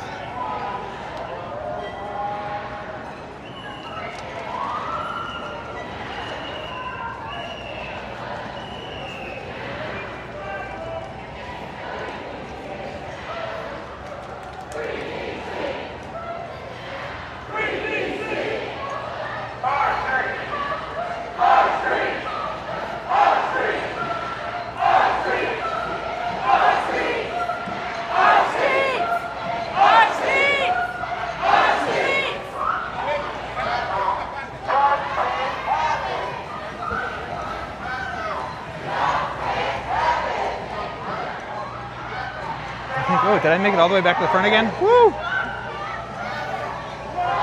Maybe.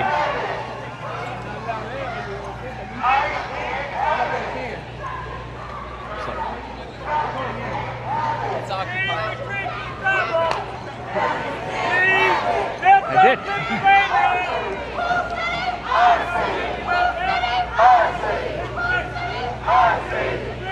It's a lot wider here. The road is wider, so the protest got wider.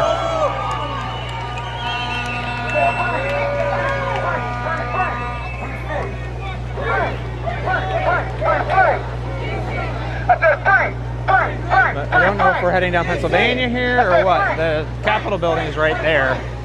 So that's a straight shot down Pennsylvania. And this guy's pointing, I think he's saying that we're heading down to the Capitol next.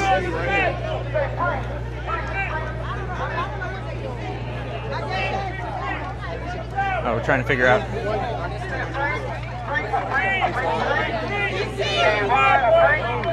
This is a great shirt. Hold on, I gotta get this shirt. Sorry, guys. Trying to figure out which direction we're headed. Okay, I think we're headed down to the mall.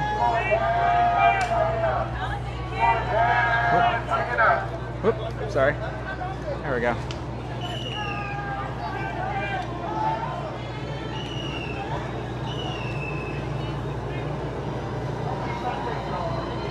So usually, you know, they've pre-agreed on a path, and that's, you know, the police have set it off and everything, so we can't just, well, we could, but it would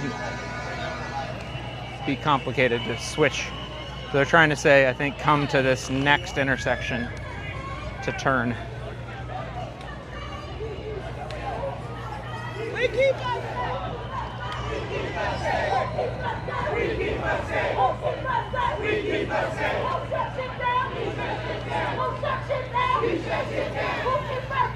Yeah, the whole street's closed off.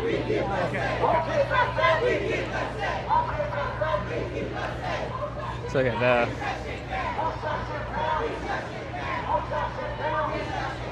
they have this block closed, and then they turn us off that way, which is the same turn. It's just, you know, half a block later. It was right there. I got the people outside the door. We got the people outside the door. We got the people outside the door. We got the people outside the door.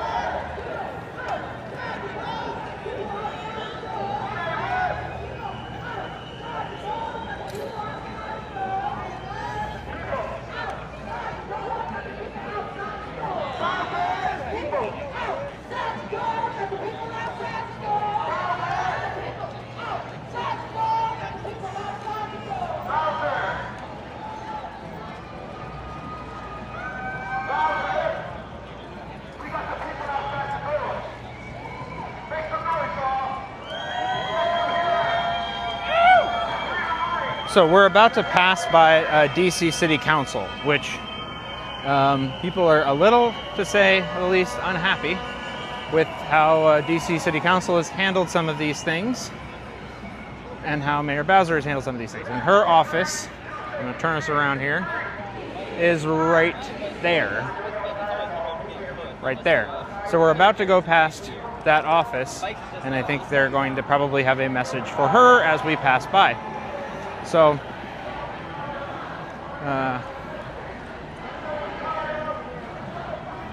that's, I think, where we're headed now. Mayor Bowser's got to go. Mayor Bowser's got to go. Hey, hey. Mayor Bowser's got to go. DC Council's got to go. Hey, hey. So this road is a lot wider, Hey, hey. so it's spread this out. Pennsylvania Avenue is much wider. So it started, 16th Street was a lot more narrow. This is like a, including the parking, 1, 2, 3, 4, 5, 6, 7, 8 lanes.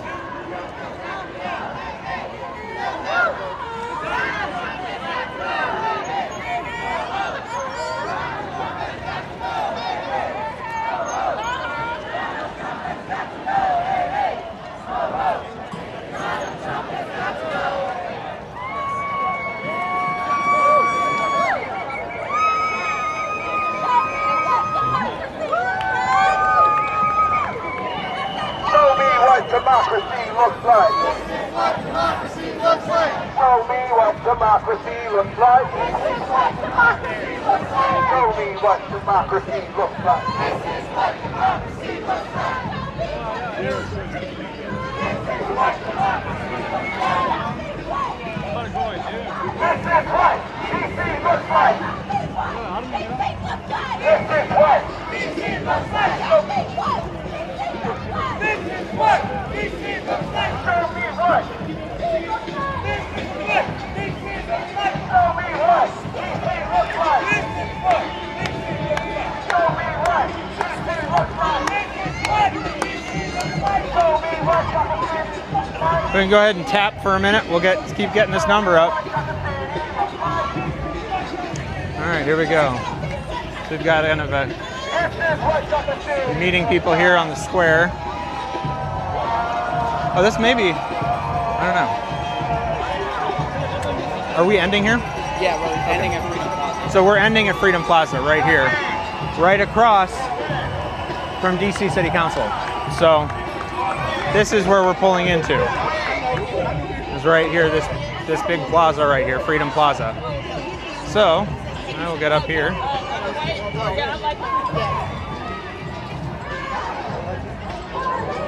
Which I guess makes sense.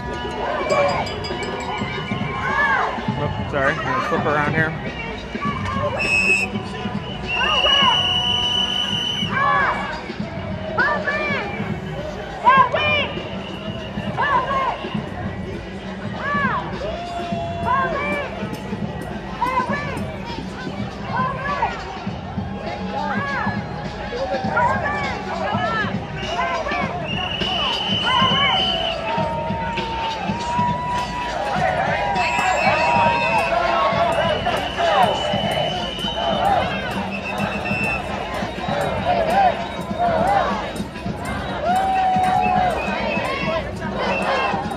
We can do one more round of taps, guys. We'll get over 200, which I haven't ever done before, so that's cool.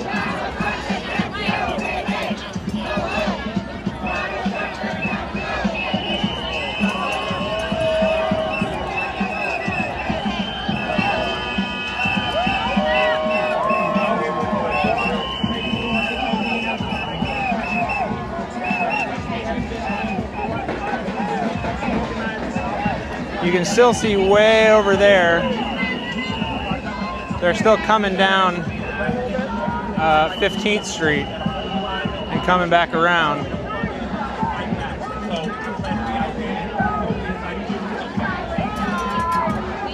So they're over where that that building with the columns is over there. They're still coming down that street, walking down, looping around and coming back. So there's a lot left. I don't see any counter protest. This is a DC specific protest. So I don't see, nobody in DC is going to counter protest. So I would be surprised to see a counter protest unless it would be people coming in from out of town to do it. So that wouldn't really make, it's not really something worth counter protesting.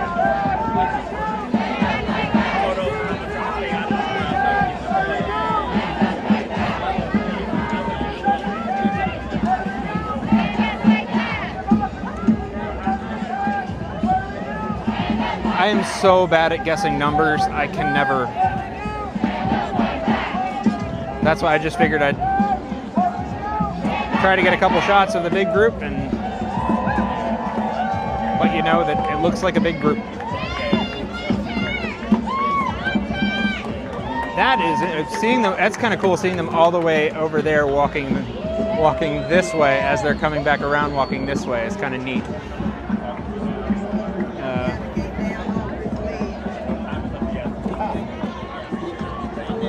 Sort of blocking this sign, which I'm not trying to.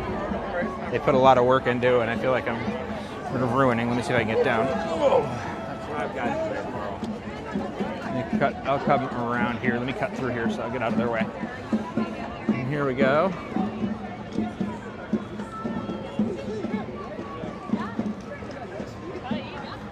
Well, that over there is the old post office tower. I showed that to some of you guys before. Buenas, buenas, buenas, buenas. For everyone who is just arriving, make sure you hydrate. We have a hydration station right here at the tent. Para todas las personas que acaban de llegar, por favor, asegúrense de tomar agua. Tenemos agua ahí mismito. I have not seen Jolly or Laney yet. Que su salud sea primero. Make sure your health is first. We are going to start the program shortly. Vamos a comenzar la manifestación en unos minutos. But there's a lot pero of people asegúrense here. de agarrar una botella de agua. But make sure that you grab a bottle of water. I have. I did see one of the other guys, but it wasn't somebody who I knew personally, so I didn't say hello because he didn't know me. I feel like I know him, but I don't know what his name is either.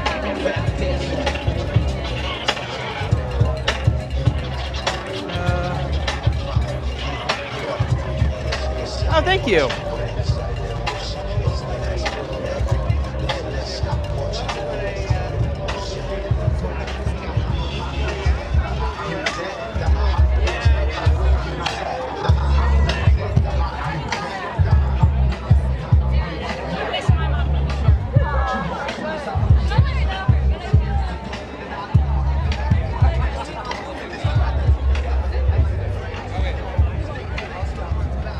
A lot of people are, I think, now that we're here, look like they're heading out because it is really hot. Yeah, we are. I can see some people.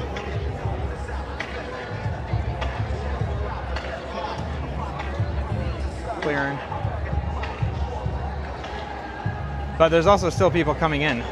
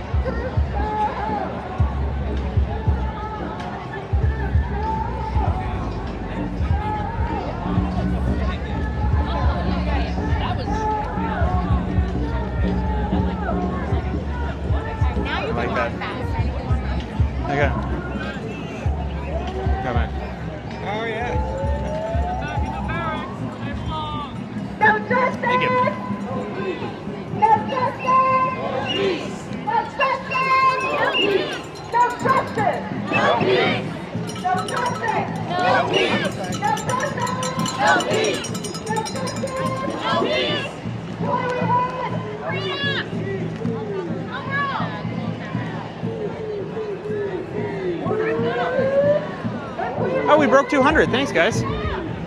Thank you very much. It's a little hard to see still because it's really sunny. And I'm also trying not to run into people. Oh, there's a breeze. That feels good.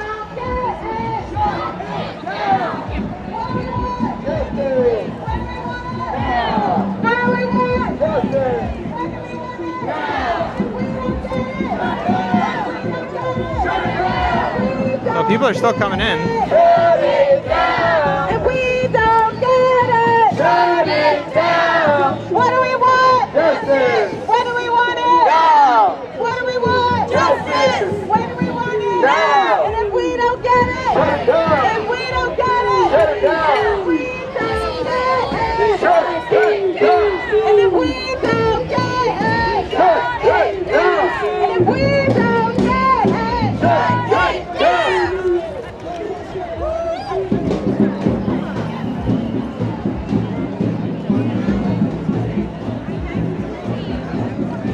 people have kind of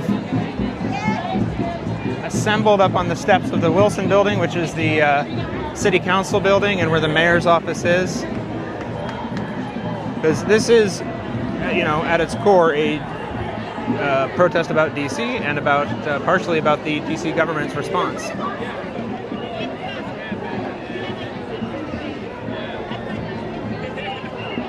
Which is why I'm particularly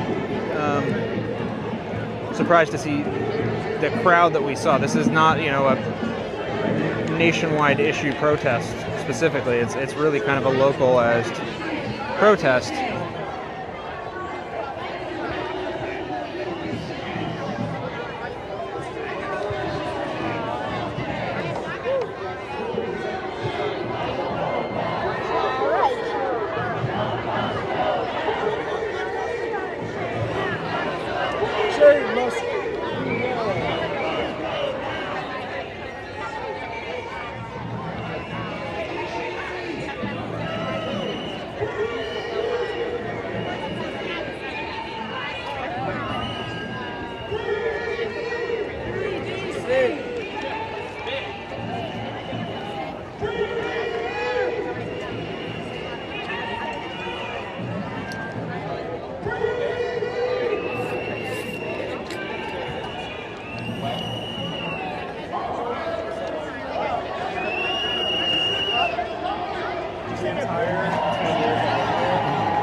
Well, thank you very much.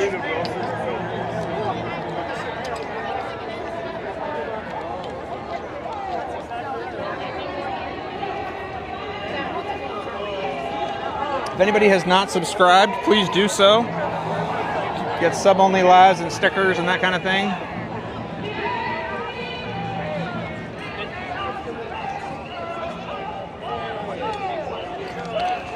And, generally keep me doing this stuff.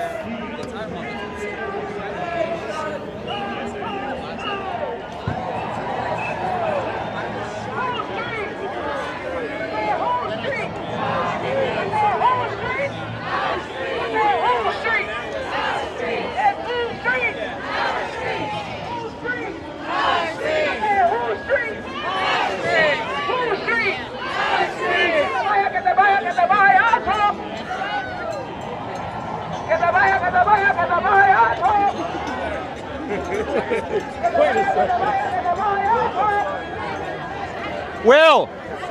Sorry for yelling. Will! Oh, is that lady? How you doing? It's a friend of mine. I haven't seen in a while.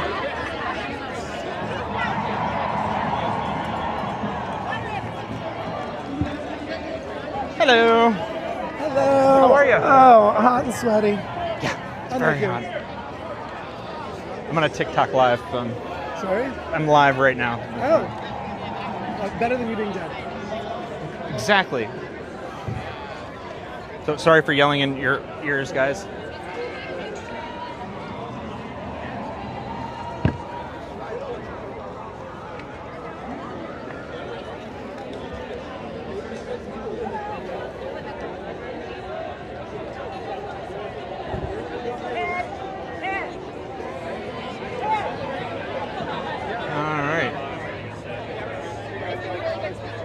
Looks like we are.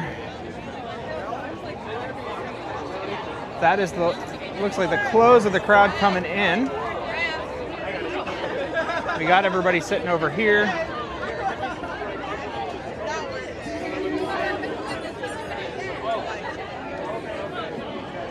Do a little bit of walking around. And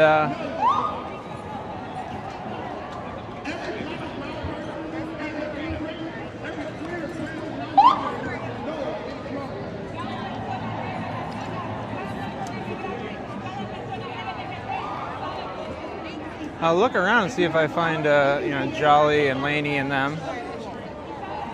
I know they said they'd be down here, and I'm sure they are. I just, there's a big crowd. How are you? So, What's this about? November 5th, it's time for the fall. Up in DC, we got everybody right now.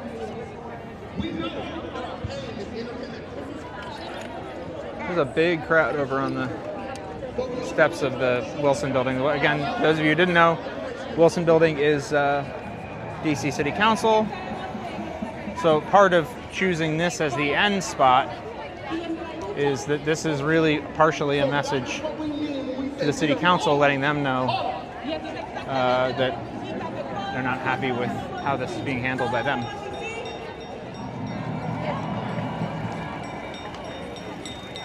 As you hear the stories today, and their beauty, and their pride, and their righteous indignity, know that these stories will someday happen to all of us.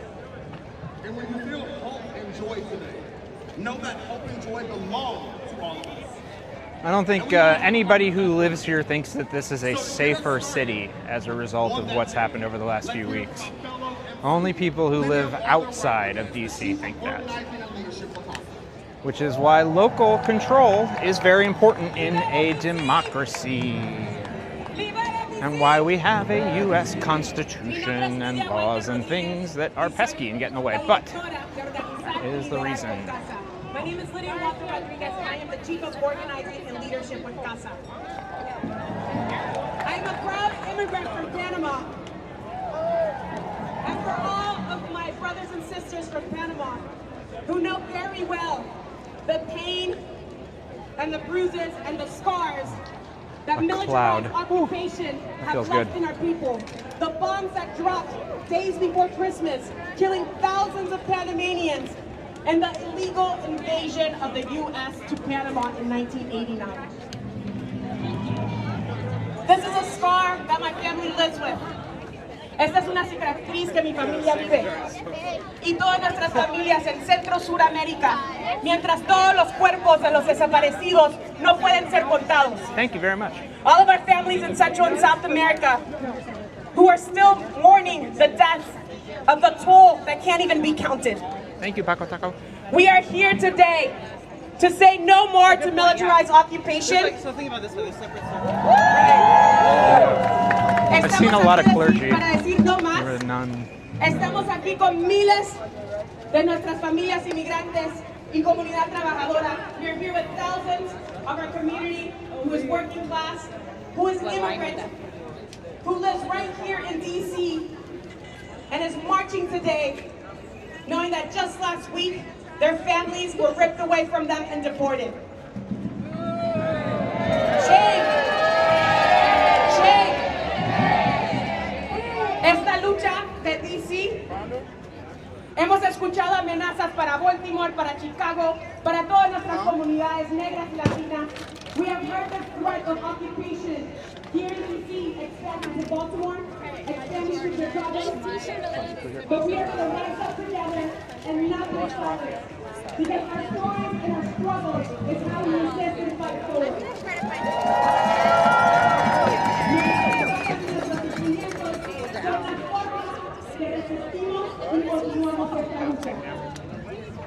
Hoy día se ve y se siente que el pueblo está presente.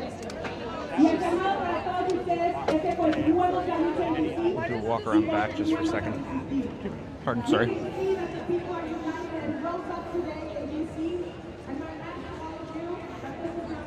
Lots of people clumped under the trees because it is so hot today.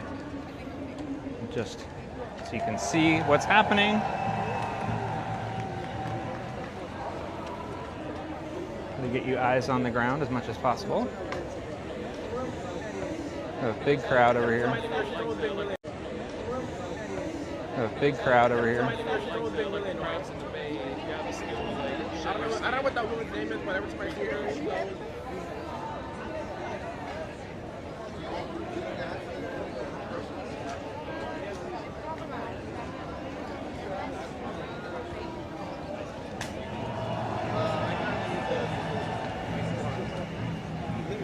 That's only because I think. Let me see.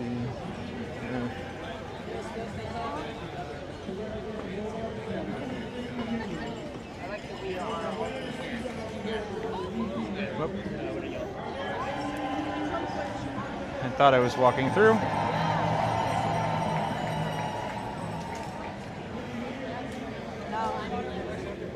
Blocked myself into a corner.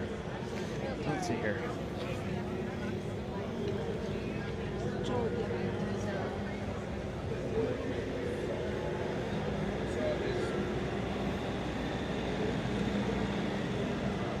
I thought you were with these people. Oh, we'll head back up over on this side.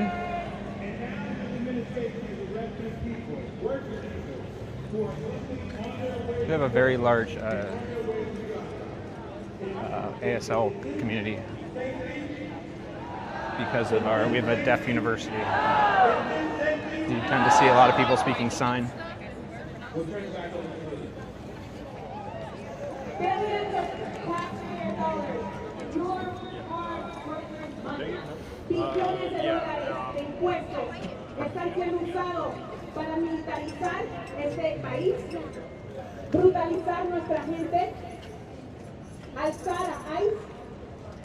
Billions of taxpayer dollars are being used to make this state and this country a police and ICE country. Will we allow it? Will we allow it? No. If you say no, lift your left fist in the air and chant with me. Enough is enough. Enough is enough. Enough is enough. Enough is enough. Our ancestors have taught us to fight back, resist, and organize, and that's exactly what we will continue doing.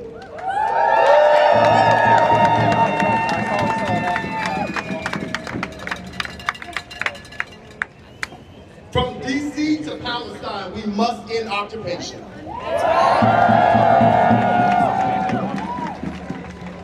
DC is rising up against this administration, and we are taking the nation with us. Why? Because we are all DC. We are all DC. We're going to hear about a lot of that in our time together. But to begin, we are reminded that we are here together on stolen land. We are here together on stolen land. Please join me in welcoming Gabrielle Taya from the Piscataway tribe.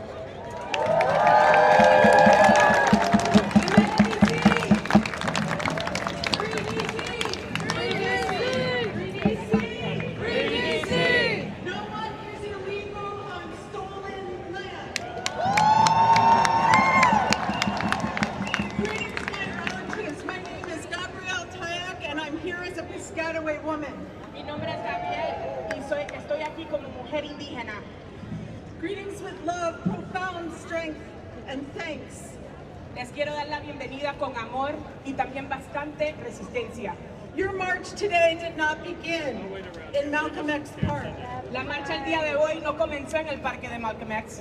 It did not begin at 11 a.m. No comenzó a las 11 de la mañana. It began 11,000 years ago. Comenzó más de 11,000 años. It began 400 years ago. Comenzó más de 400 años. In a place called Nacotchtank.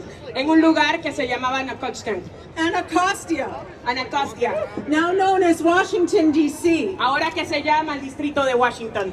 It was a place full of families like all of ours now. Era un lugar lleno de familias, como todas las familias ahora mismo. A beautiful living river that we call the Potomac, the river of life. Un río hermoso que llamamos el río de vida, el río del Potomac. The forest full of breathing air and oxygen. Teníamos tantos árboles, tanto oxígeno. And this is the homeland of my people, the Piscataway people. Y ese es el hogar de mi gente nativa. We are still here. Nosotros todavía estamos aquí. And you are here now with us. Y ustedes ahora están aquí con nosotros. We've known through years of whether you have come here through enslavement or force. Sabemos que muchas personas que llegaron aquí, if you came from lands fleeing violence, si ustedes se fueron por la perjudicación, o se fueron como personas que robaron y encarcelaron. All of you came here with dreams. Todos ustedes vinieron aquí con sueños. And here today we have a dream of free DC. Y hoy tenemos un sueño para liberar a DC. We're here to free the land. We're going to take a pause. We need a medic right here to the right. Vamos a tomar una pausa. Necesitamos un médico aquí atrás. We need a medic here in the back. Repeat after me. We need a medic. We need a medic. Here in the back. Here in the back. We need a medic. We need a medic. Right here in the back. Right here in the back. We need a medic. We need a medic. Right here in the back. Right here in the back. We need a medic. We need a medic. Right here in the back. Right here in the back. We do need a medic right here in the orange tent. Repeat after me. We need a medic. We need a medic right here in the orange tent. Right here in the orange tent. Thank you so much.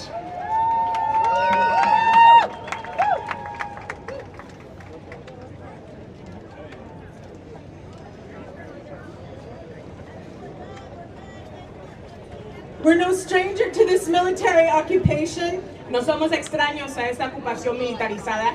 In 1666, en el año 1660, there was a treaty that was signed by the English occupiers. Había un contrato que fue firmado por los ingleses with the people of Anacostia, con la gente de Anacostia, that we had to throw down our arms and announce ourselves, que teníamos que dejar nuestras armas y anunciarnos como pueblo, or we would be responsible for our own murders at the hands of the colonists. O seríamos responsables por todo el asesinato en las manos de los colones. They said that we would be responsible for violence done against us just because they couldn't tell one of us from another.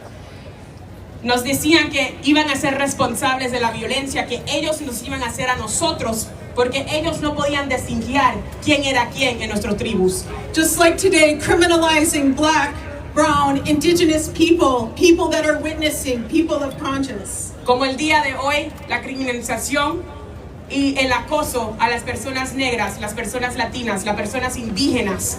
So from that time of 1666, desde este tiempo del 1660, to a movement called the Bonus Army, hasta el movimiento, the Bonus Army, to the march on Washington, hasta las marchas que hemos tenido en Washington, to Black Lives Matter Plaza, to Black Lives Matter Plaza, to today, hasta el día de hoy, aquí mismito. We must be brave. Tenemos que ser valientes. We must be true. Tenemos que ser verdaderos al uno al otro. We speak with one voice. Hablamos con una voz. We speak with one heart. Hablamos con un corazón. We speak with one spirit. Y hablamos con un espíritu. All of you are welcome here. Todos nosotros estamos bienvenidos aquí. ICE, you are not welcome here. ICE no tienes. Federal forces, you are not welcome here. Policía Federal, no estás bienvenida. Bounty hunters, you are not welcome here.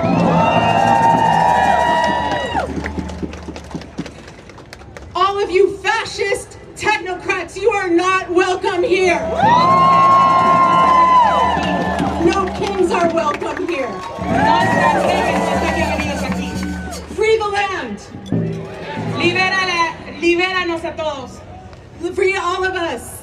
Libéranos a todos. We are all DC. Todos somos DC. All relatives, homotakriasi. Todos somos DC.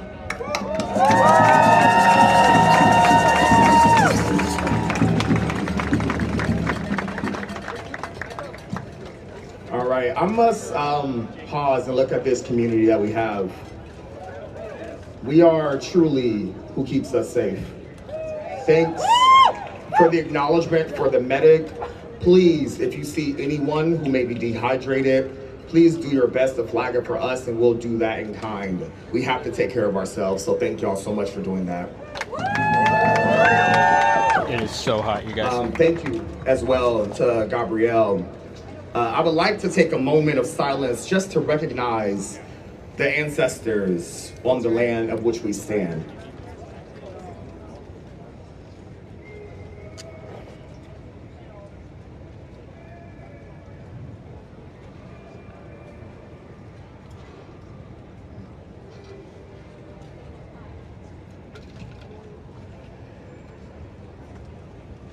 Thank y'all so very much. Thank y'all. Let's try to keep this energy as much as we can, y'all. I know.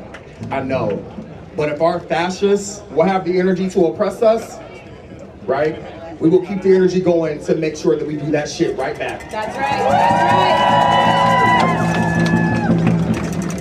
And now I get energized when I get to introduce this next person. All right. I'm so happy to welcome my sister to the stage, a woman who is DC, who dedicates her entire life to all of you. and to the liberation specifically of Black people and Black communities. Let's hear some noise for my friend and my comrade, Nene Taylor, the Executive Director of Harriet's Wildest Dreams and the co-founder of Free DC.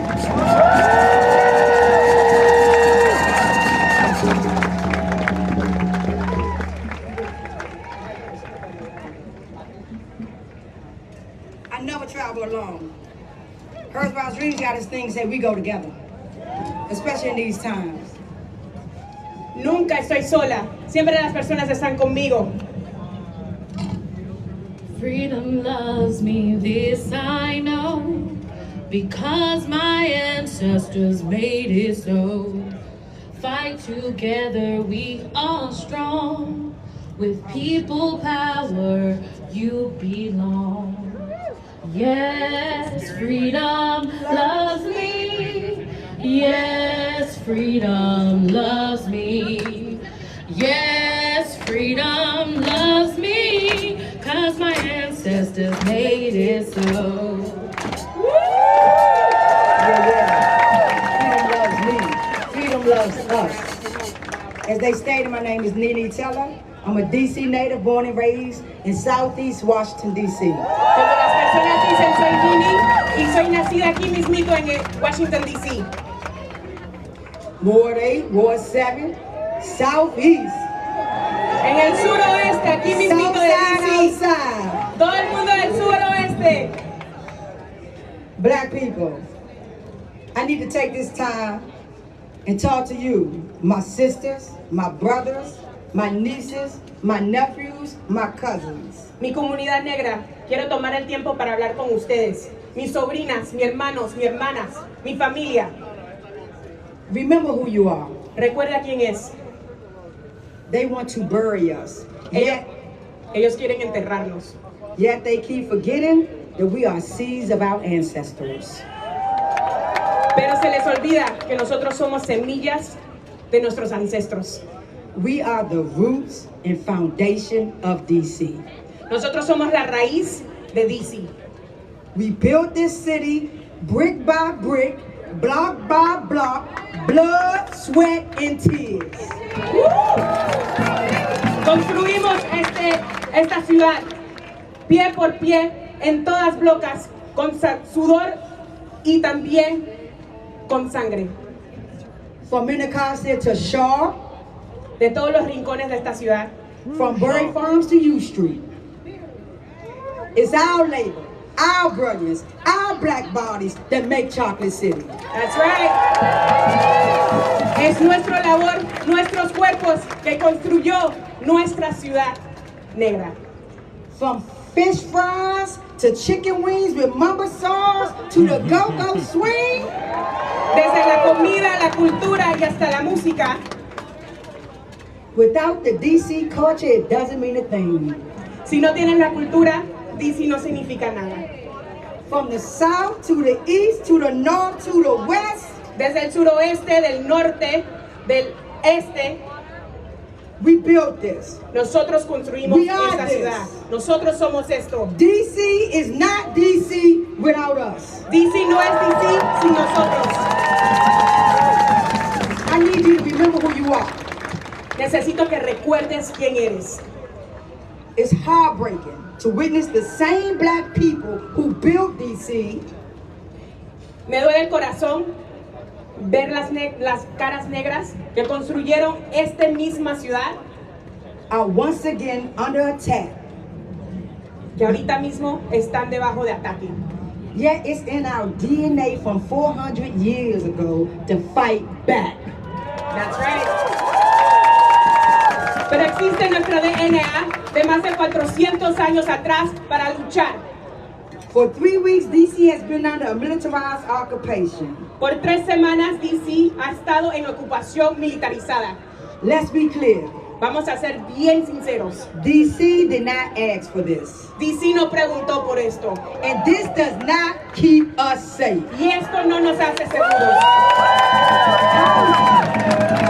Housing, jobs, healthcare keep us safe. That's right. Not cops. That's right. Oportunidades como vivienda, armamento, hospitales, no hacen sentir seguros, no la policía. This so-called crime crisis manufactured by this orange man and this administration, esta administración ha hecho cuentos de crímenes. Is nothing more than justification for sending armed troops and federal agents into our neighborhoods and spreading harmful lies about our people and our youth. Shame. Esta narrativa, estas mentiras son tácticas para justificar el sufrimiento que quieren traer a nuestras comunidades. Black people are being stopped, frisked, and kidnapped at alarming rates. Nuestra gente negra está siendo raptada, está siendo acosada, está siendo brutalizada en unos números tan grandes. Our youth are being forced to comply with a curfew. We know this curfew is not about safety. Right. It's about mechanizing design with the hope that young people will break this law and get jailed and caged. Sabemos que esta táctica para limitar las horas que estamos en la calle es una táctica para directamente atacar a nuestros jóvenes y cuando los jóvenes resisten, poder encarcelarlos. DC is the most heavily policed city in the country. En todo el país, DC es la ciudad que tiene masivamente la policía. And 90% of the people that's in jail are black people. Y el 90% de las personas que están en las cárceles son personas negras. This not by coincidence. Esto no es coincidencia. This is policy. Estas son políticas. This is oppression in design. Esta es opresión en diseño. We know the carceral state has never kept us safe. Nosotros sabemos que este país nunca nos ha mantenido seguros. These systems was built to confine and oppress black bodies in service to capitalism and the white supremacy agenda. That's right. Estos sistemas fueron hechos a propósitamente del capitalismo para oprimir a nuestra gente. Their end goal is to create an authoritarian and fascism country. Su ego es crear un país de odio. Thank you, Chris. This is not what democracy look like. Esto no es lo que dice la democracia. And instead of rising up with the people of DC in these times, some of our elected officials have doubled down to negotiate and appease the circus and head clown. Y en vez de levantarse en este momento y luchar con nosotros, algunos de nuestros electos han decidido negociar con esta administración. This is betrayal, and we need leaders who will fight for and with the people of DC. Necesitamos líderes que apoyen la gente de DC. Everyone outside of DC, don't y'all look back, don't look away. If you're not from DC, I don't need you to look away. Si tú no eres de DC, necesito que te enfoques. DC is the testing ground. DC es un piloto. And we need you to help them fail their tests. We need you to visit freedcproject.org and send letters to your members of Congress. Queremos que visites a freedcproject.org y que mandes cartas a tus legislativos. Tell them to oppose every attack on DC home rule and to end this unconstitutional occupation right now. That's right. Pídanle que paren esta ocupación ilegal y que también luchen por legislaciones locales. In closing, para terminar, I need you to hear my message for one of my black youth. Quiero que escuchen mi mensaje de parte de uno de nuestros jóvenes.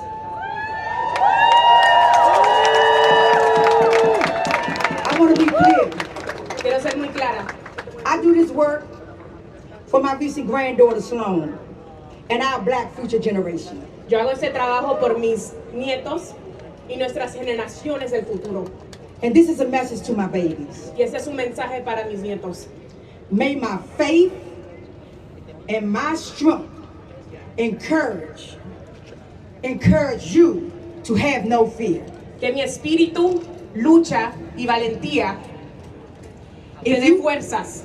If you hear or see those enslaved catchers coming your way, you keep going.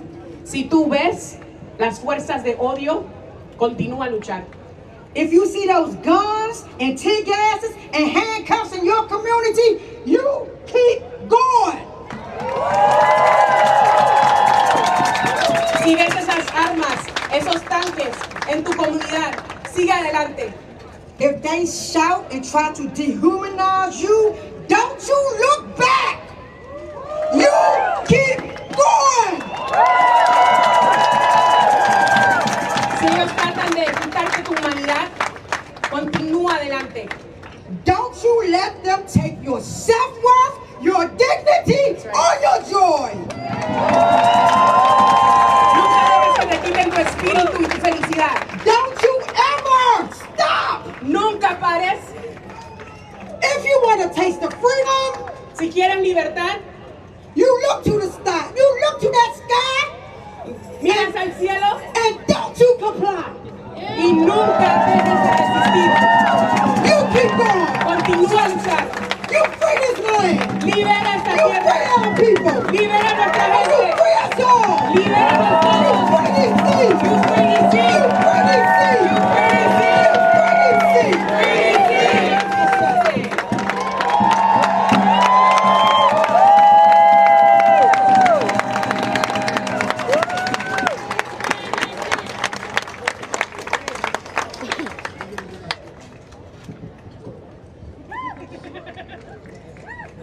Good afternoon, everybody. My name is Makai, and I am from one of the targeted neighborhoods located in Southeast DC.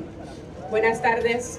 Yo quiero compartir mi historia como una de las personas que está acosado en uno de los vecindarios aquí en DC.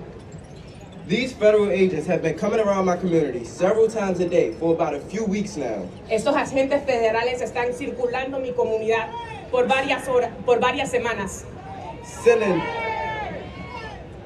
Sending dozens of federal agents into low-income neighborhoods isn't doing anything but causing pure chaos, both inside and outside of the community. Mandando agentes federales, lo único que está haciendo es causando terror adentro y afuera de nuestras comunidades. It makes me feel as if they are treating us as if we are wild animals with their choice of tactics.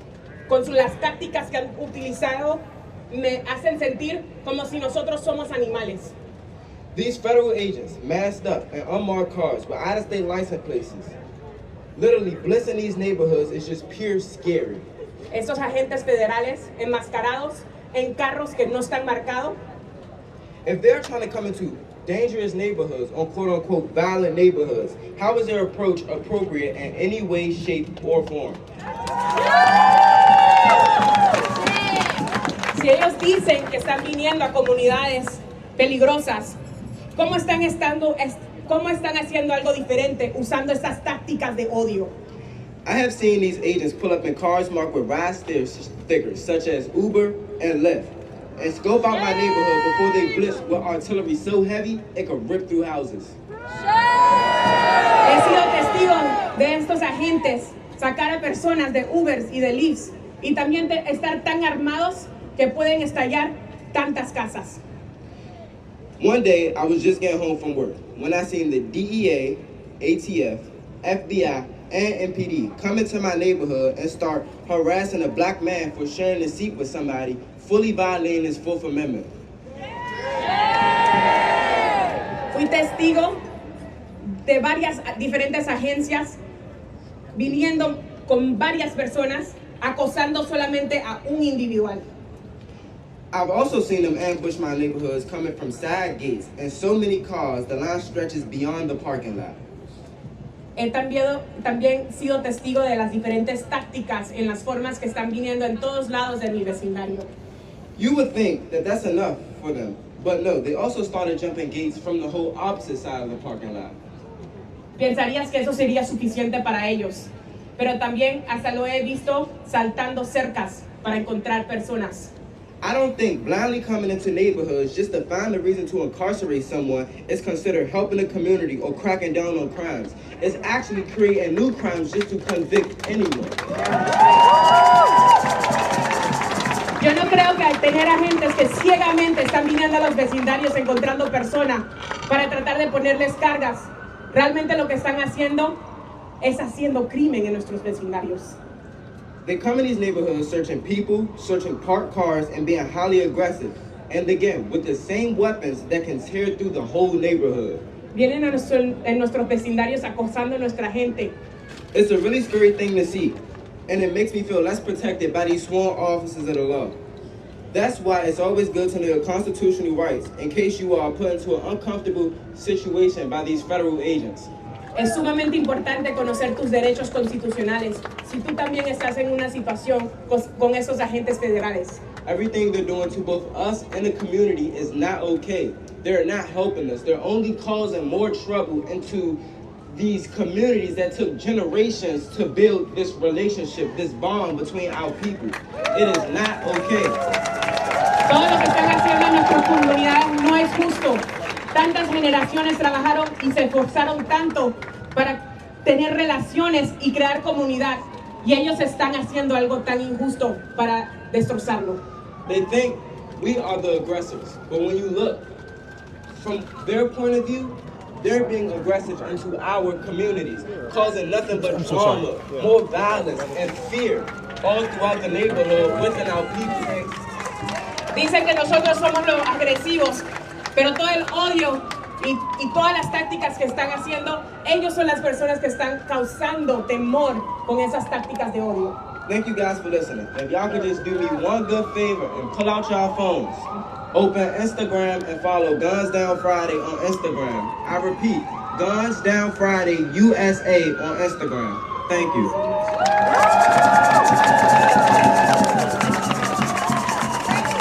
Thank you all to always listen to the youth. Free DC! Free DC! Free DC! Free DC! Libera DC! Libera DC! Libera DC! Libera DC! All right, y'all. Let's keep it going. Free DC! Free DC! All right, thank you so much to Nene and to our incredible Black youth who do this work in the district every single day. We are here because of them. We should be here because of them. This is not the first time DC has had to fight for our rights. To remind us of the context of this specific moment, please join me in welcoming Reverend Mark A. Thompson, historian and activist.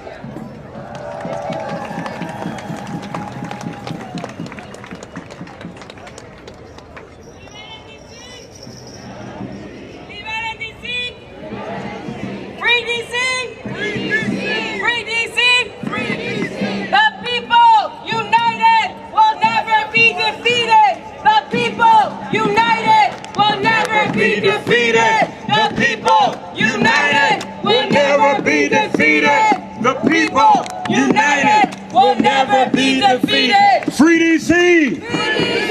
Free DC! Free DC! Free DC! Give yourselves a round of applause for marching down here in the heat today. We want to congratulate the Free DC Project and Harriet's Dreams and all of the people who organized this, organized labor, the Metropolitan Washington Council, AFL-CIO. In respect of protocol, I'm going to give a little of my time to someone very special here and who has a higher rank than I do. Speaking of the history in 1993, thousands of people, just like you, committed civil disobedience at the Capitol against taxation without representation. Thousands of us went to jail. We were the original Tea Party because we dumped tea on the Capitol steps against taxation without representation, just like they did in Boston. All of us went to jail, and it resulted in the first ever vote for DC statehood on the House floor. That was 1993. If the Democrats had all voted for it, we'd be the 51st state today, Gina Page. Back then, the movement in the street worked with the mayor up there in the suite. And that mayor at that time, we even went to jail with us. She is here today to stand with us. Please welcome, let's hear a few words from Mayor Sharon Pratt, the first black woman mayor of a major American city.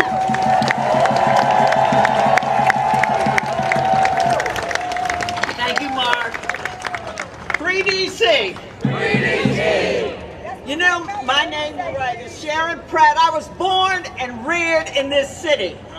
And I actually thought, because I live in the capital of a we the people country, that I too was a citizen of the United States of America. But a few months ago, I found out that is not the case. I found out that there are those who have no respect for who we are in Washington, D.C., though we are the home of a we the people government. So how do we turn that around? I think we've got to remember how the heck we ever had a we the people government. Next year, we're going to celebrate on the 4th of July 250 years of this country. What are we celebrating? Are we celebrating the Constitution? No. Are we celebrating the inauguration of a president who happened to be the only one who was elected unanimously? No.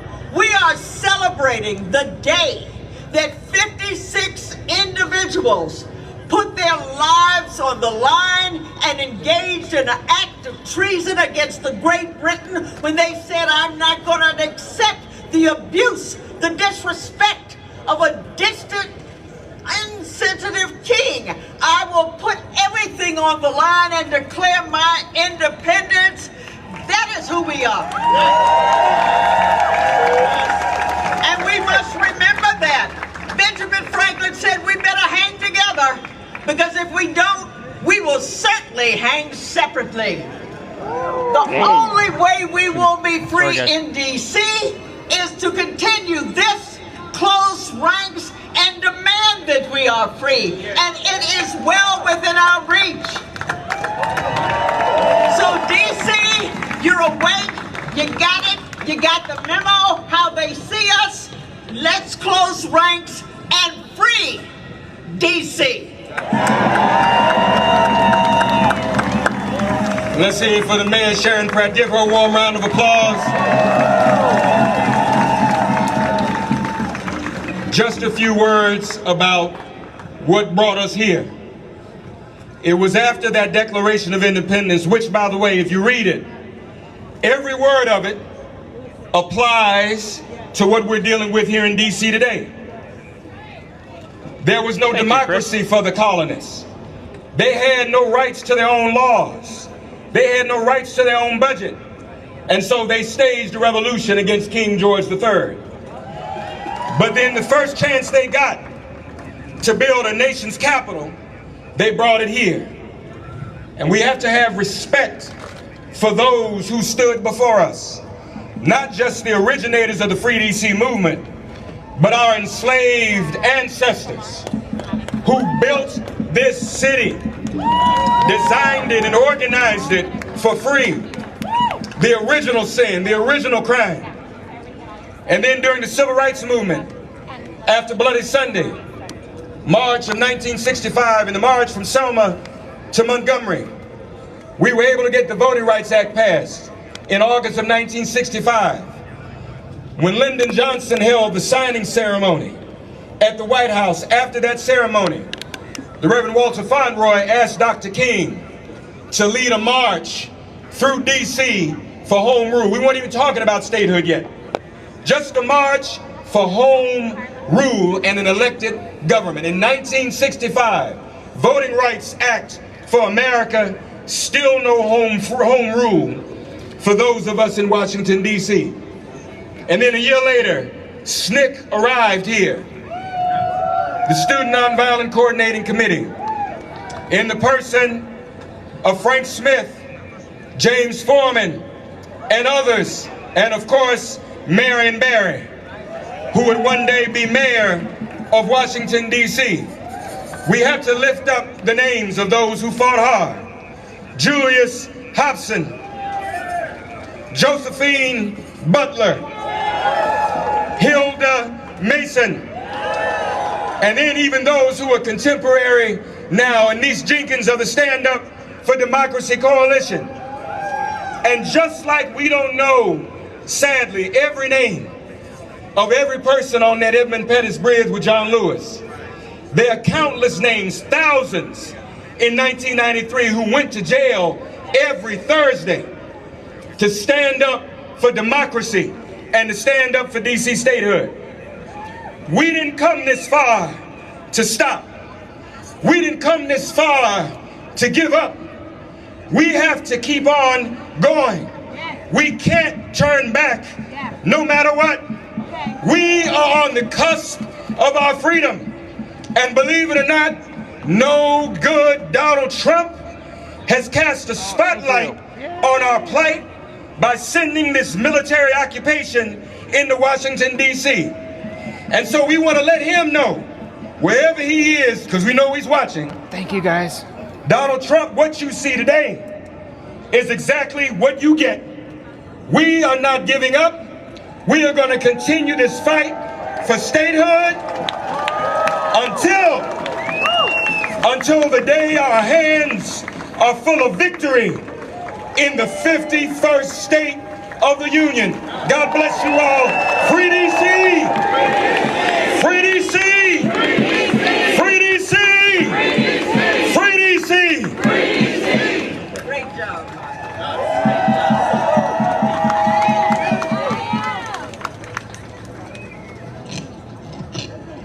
Thank you, Reverend Thompson.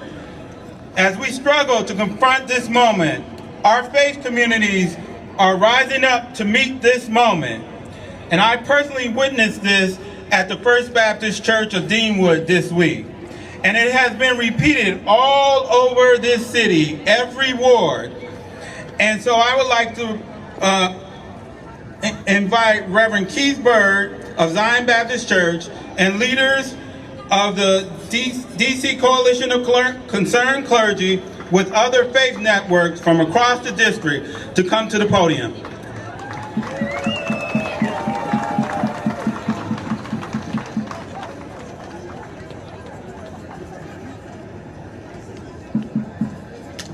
Good afternoon, DC. I said good afternoon, DC. Let's make some noise.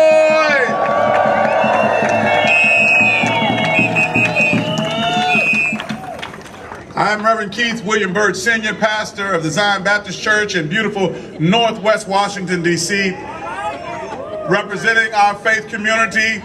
Behind me we have Reverend Glenna Huber, Reverend Hernandez, Rabbi Lieberman, Reverend Amalgar, and Reverend Delonte Golston. Won't you help me celebrate them as they stand with me today?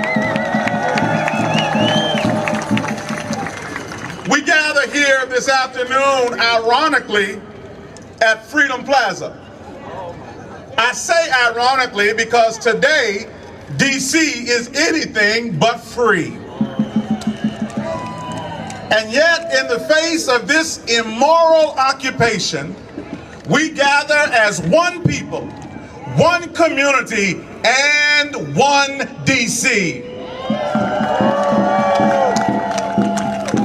So here we are all together, the faith community, joining with our labor brothers and sisters of the AFL-CIO, elected officials, community leaders, and you, the residents of the District of Columbia. And we've come today standing to say with one voice, free DC. Voice, free DC. Sorry, guys. As faith leaders representing the various faith traditions across our city, we stand united to say that this immoral occupation is a violation of the fundamental principles of justice and compassion. It is a violation of justice because it represents an abuse of power from the executive branch. It is a violation of justice because it disenfranchises the votes and the voices of more than 700,000 residents of the District of Columbia. It is a violation of justice because it employs racial profiling and intimidation tactics against our Latino and Hispanic neighbors. It is a violation of justice because the convicted felon in the White House does not have the moral authority nor the legal standing to declare an emergency against crime. But not only is this immoral occupation a violation of justice, but it is also a violation of compassion. It's a violation of compassion because it has criminalized the unhoused people in our city and displaced them instead of providing for their needs. It is a violation of compassion because $1 billion of DC funding is being held that could be used to address the root causes of crime, like poverty, lack of affordable housing and health care, a living wage, after-school programs, and other vital community services. It is a violation of compassion because the funding being used to pay for the National Guard troops on our streets could be invested in grassroots organizations working in our neighborhoods, like Peace Walks DC with my brother Reverend Delonte Golston, like the Violence Interrupters, and the many other programs operating out of our local houses of worship across the city. It is a violation of compassion, I say, because it seeks to further divide our communities between the haves and the have-nots. But today, we in the faith community, between the haves and the have-nots. But today, we in the faith community, God has turned around for our good.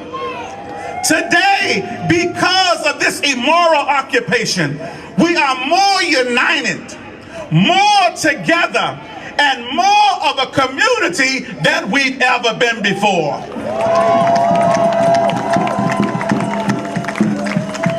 And so we in the faith community have come to declare that God is not pleased with this violation of justice and compassion. We've come as the faith community to stand with you against this immoral occupation. Not only did we come to stand with you, but we came to fight with you against this immoral occupation.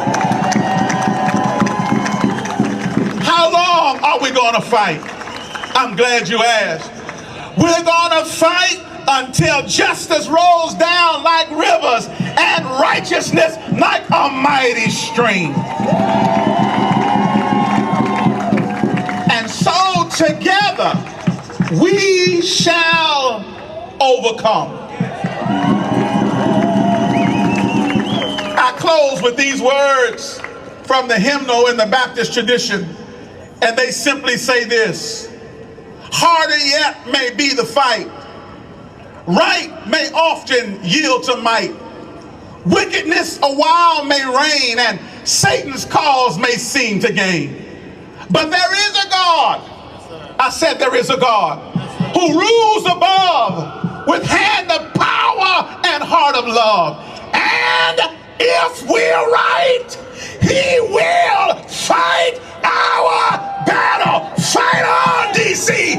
Fight on, DC! We shall overcome.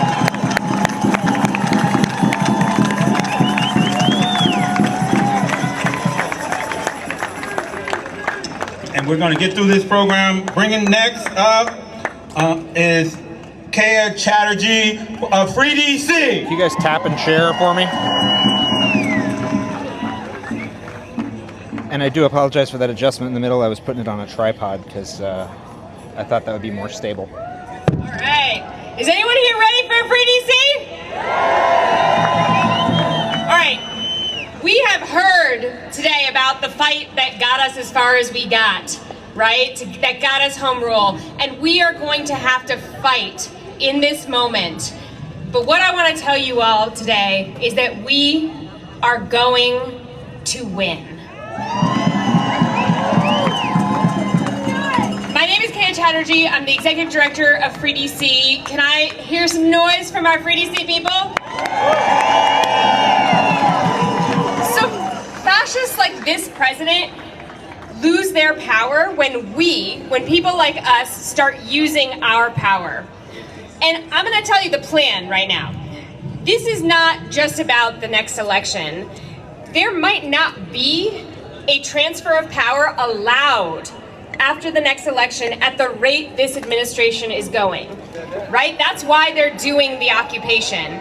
But when I say we're going to get back power, what I mean is that we're going to use our power as jurors, right? We've already seen our grand juries doing what they need to do. We're going to use our power as consumers, right?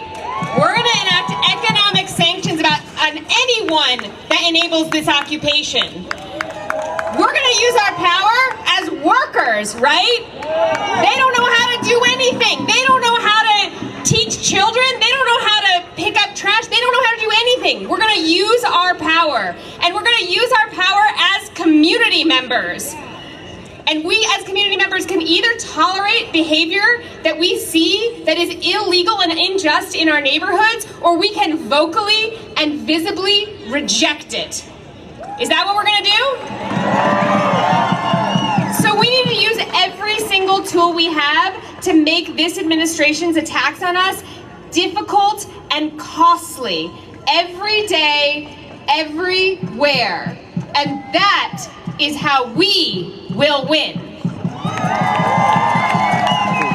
So some of the people who have the most tools right now are members of Congress. And we need Congress to do their part. So we need Congress to end this president's racist and white nationalist occupation of DC, right? They have the power to do that. Sorry. We need this Congress to get ICE out of DC and get the entire federal Gestapo outside of DC. We heard from our black youth today what that is doing. Do we want them out? We need Congress to get the National Guard soldiers that are scaring our children with assault rifles out of our community. We need Congress to stop all the attacks on DC's governing power. That means killing the 14 bills that were introduced this week alone to try to take away DC's rights and powers. There are nearly 24 budget riders that would restrict DC's spending on health care, on violence interruption, on schools, on the things that keep us safe. So I want to say specifically to the members of Congress, including many Democrats who voted just this year to repeal DC's locally passed laws, I need you to open your eyes to what is happening with this regime. They are bullying you, and you are being bullied into attacking DC. And their end game is to silence dissent and prevent a transfer of power. Why do we have Democrats voting for that?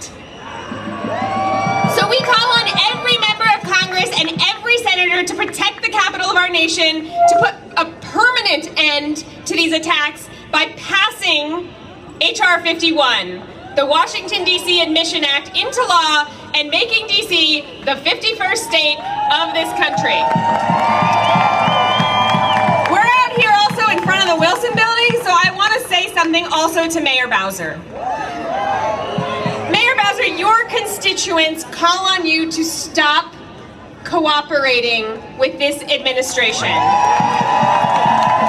Do not make their work easier or convenient. We do not welcome indefinite coordination. Do we welcome that? We recognize that Delegate Norton, Attorney General Schwab, members of DC Council, and the vast majority of our constituents do not want this. Local leaders oppose what is happening right now, and we need you not to enable it.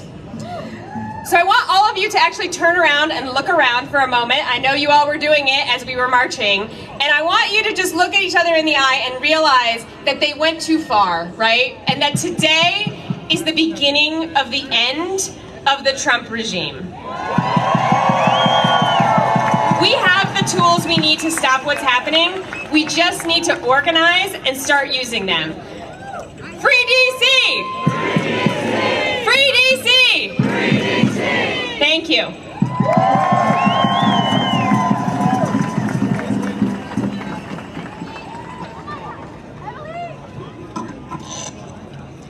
Audre Lorde once said, "We do not live single-issue struggles because we don't have single-issue lives." To my DC Black and queer beloveds, this fight is indeed our fight too. And it is connected to the larger fight for liberation and autonomy. Because our queer joy cannot be complete while our neighbors are being kidnapped. Our queer joy cannot be complete with Black youth being profiled and arrested. Our queer joy cannot be complete while the people of DC are having basic human rights taken away. My queer family, my DC family, and everyone being targeted by this administration, our struggles are indeed inseparable. Please join me in welcoming to the stage Andrea, who's a council member and a DC resident. Please make some noise.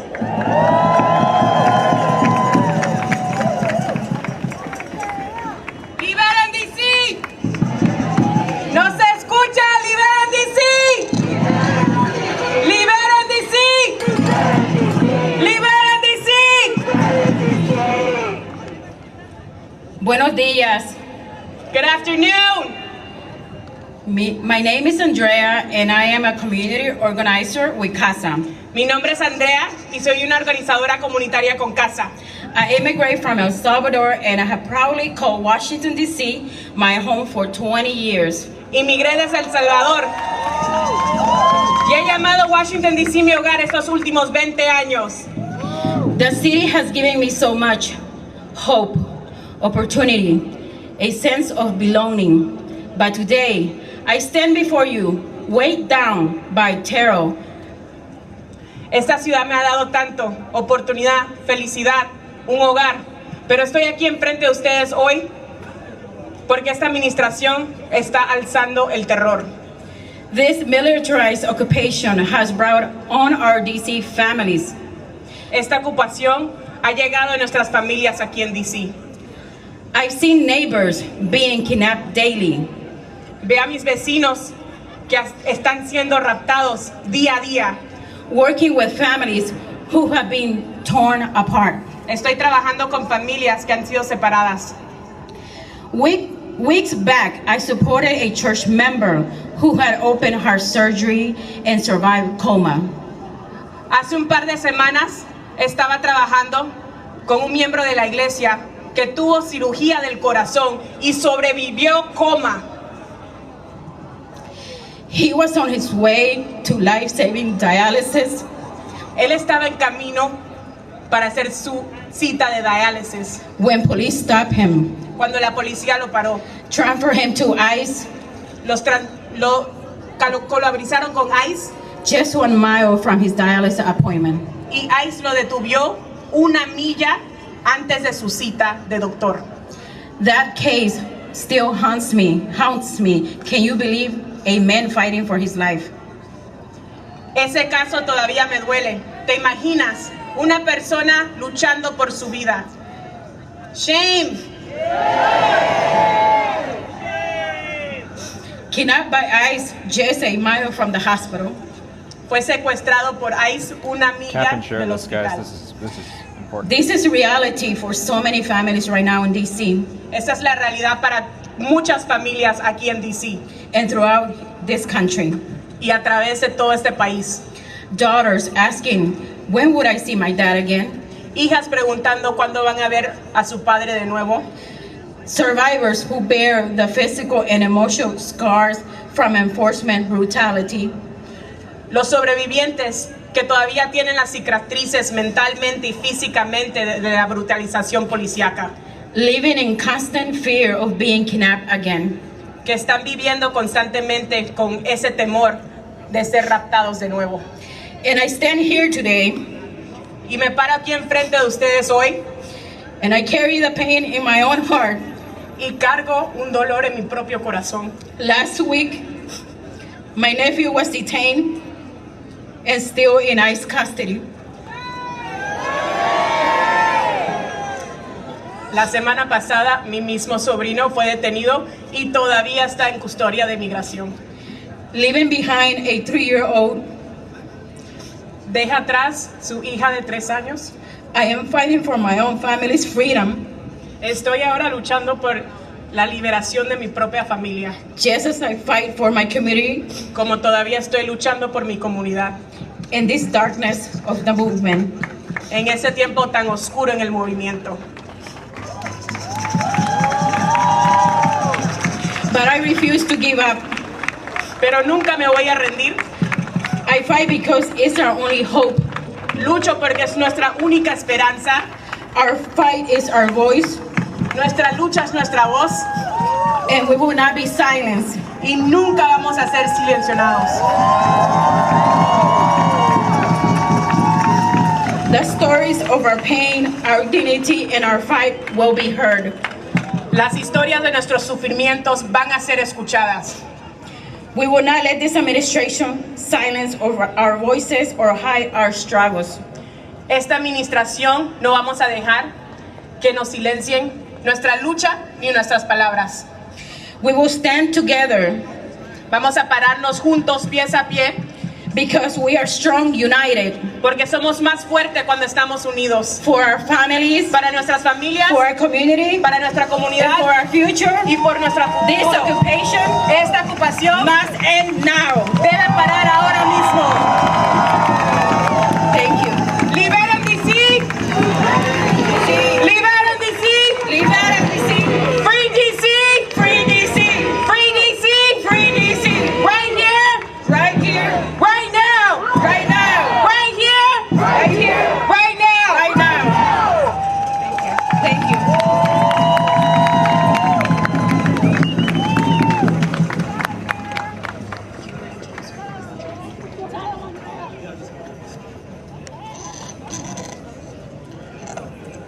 All right, y'all, from DC to Palestine, Congo, and the Sudan, we must end occupation and state violence. Why? Because who keeps us safe? Who keeps us safe? Who keeps us safe? Who keeps us safe? Our did not just arrive in this fight a month ago. She's in the trenches to fight for a free DC. Next up, my friend and comrade, Afeni Evans.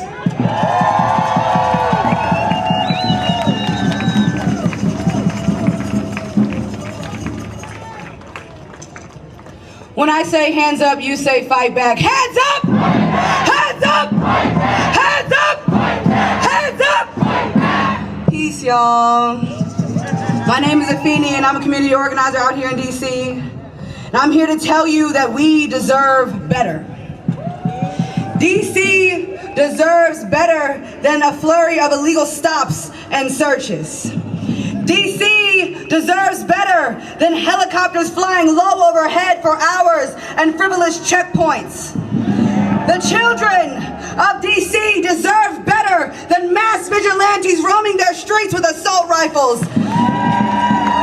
DC's migrant population deserves better than coming home to find that their family has been kidnapped by the same country that has sanctioned and destroyed their homeland.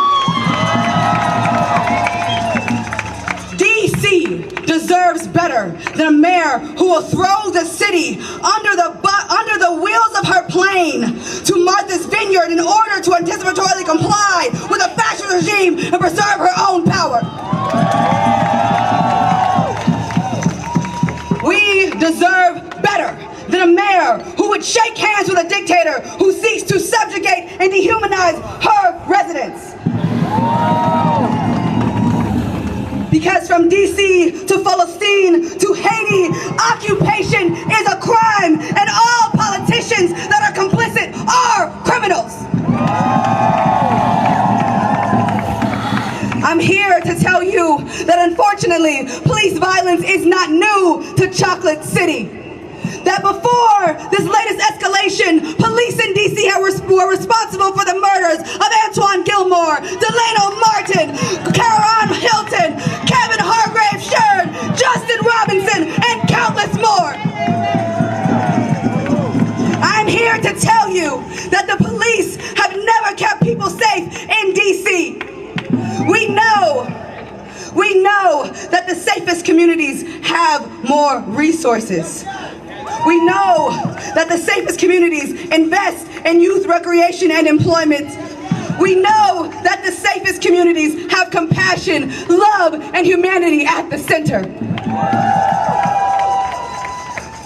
So I am here to spread the good news that we must find joy in dismantling a racial caste system that has been forced upon us by the white imagination. Because we will find liberation in our new society that is made in the image of the marginalized, in the image of the working class, and in the image of all indigenous peoples all over the globe. Because here in DC, we deserve leadership that is better. We deserve better than leadership that is asleep at the wheel. And as a DMV icon, Rolling Ray, would say, it is time to wake them up. It is time to put them all on notice that if DC has any leaders that does not have statehood at the top of their lips at all times, that they're about to lose their goddamn job.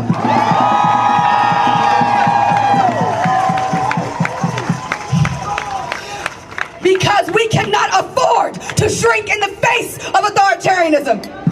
We should not water our ass down to fit within the pragmatism of reform. Be audacious in our pursuit for a better society. We must have the collective courage to fulfill a generational mandate that has been bestowed upon us to avenge the suffering of the 7 generations before us and to liberate the 7 generations after us. Because at this time, we must put our resources, our voices, and our bodies on the line to protect our communities. Because we are the revolution that we've been waiting for. Hands up! Hands up! Hands up! Hands up! Hands up! Hands up! Thank you.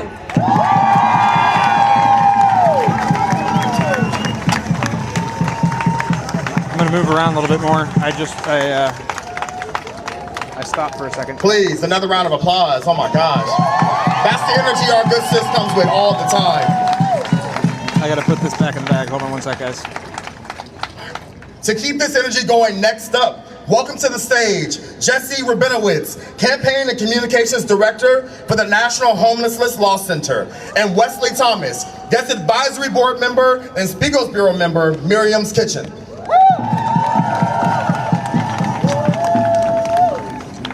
Shabbat Shalom. My name is Jesse, and I direct the Housing Not Handcuffs campaign, but more importantly, I live here in DC with my family. I'm here today because I want my kid to grow up in a DC where nobody lives outside because everyone has their needs met, not in a city where the army patrols the streets and police harass homeless people. I'm going to talk about the devastating impact of Trump's takeover of DC on our homeless neighbors, but first I want to talk about how we got here. More people are sleeping outside than ever before because the rent is too damn high and the wages are too damn low. The average cost of a 1-bedroom in DC is $2,300. Now for Donald Trump and his billionaire cronies, that might be pocket change, but we know it's just too much for most people to afford. Our housing system is broken, but instead of fixing it and lowering the rent, Donald Trump wants to cut housing support and make it a crime to sleep outside. That's shameful. Laws that make it a crime to be poor or black are as old as America, but they are in the middle of a rebirth. The takeover of DC is part of an attack led by right-wing billionaires on people who are poor, sick, and disabled.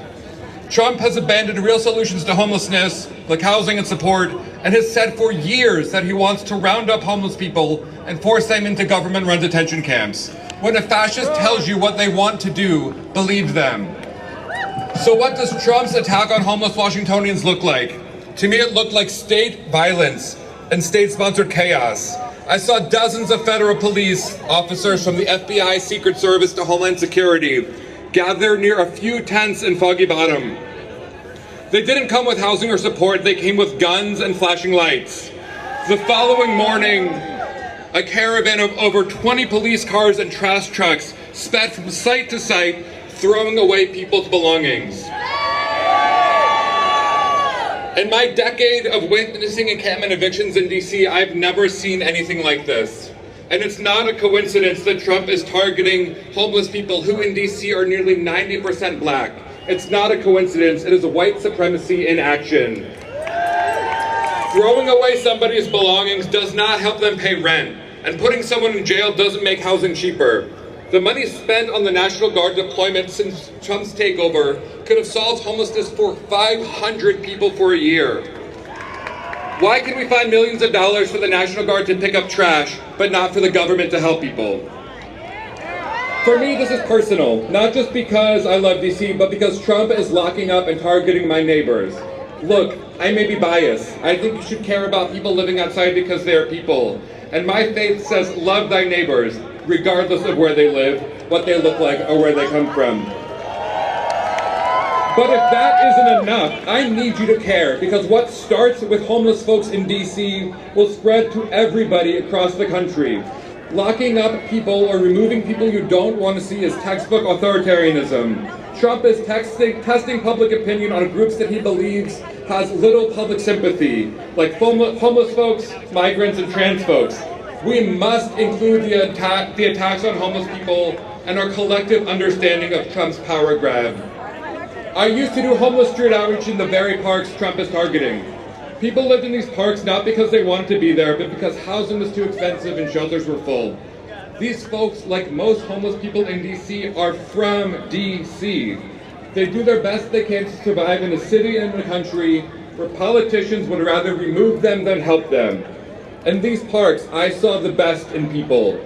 Folks struggling to get by built community and supported each other. And I even saw a few clients move into housing with the supports they needed and wanted. These folks thrived. They got their lives back on track. They got healthy, and they didn't live outside anymore. We need housing and support, not handcuffs and a military takeover. The solution to homelessness is housing. The solution to authoritarianism is solidarity. We need both. Free DC.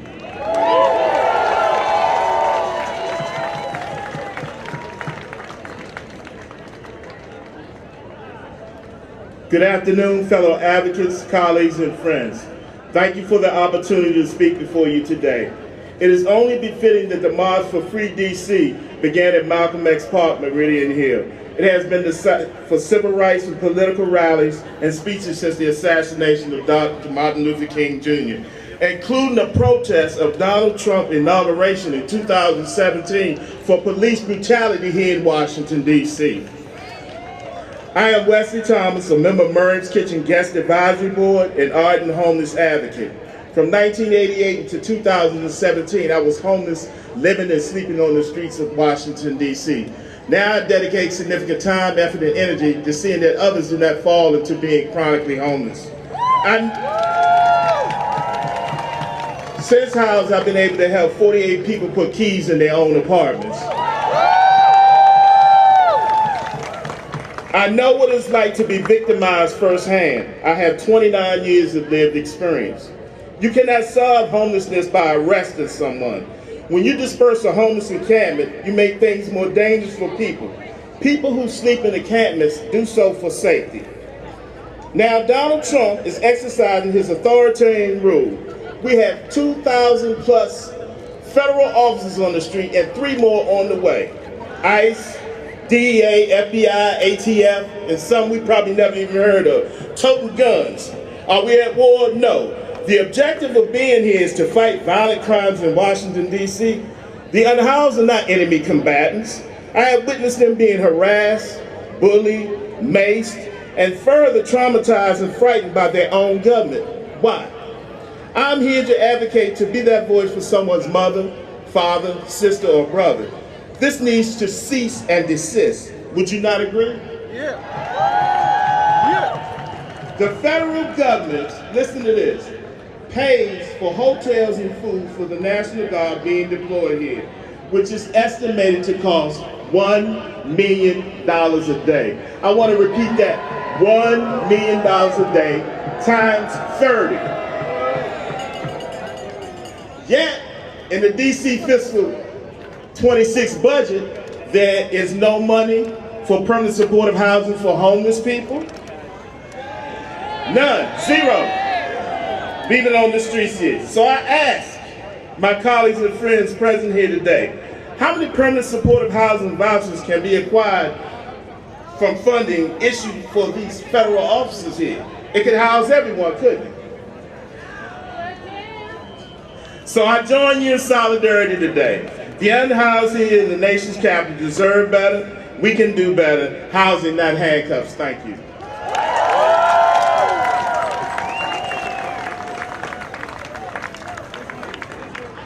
El pueblo unido jamás será vencido. El pueblo unido Jamás será vencido. El pueblo unido Jamás será vencido. El pueblo unido jamás será vencido. Woo! Help me in welcoming Kare with United We Dream. Hi everyone, my name is Kari or Gari. Hola a todos. I'm here with United We Dream Action, and these are my people, my crew, my group. I couldn't do that without them, so shout out to them. I am the daughter of Black and Latinx immigrants, a college student, an advocate, and as John Lewis once said, I am not afraid to make good trouble.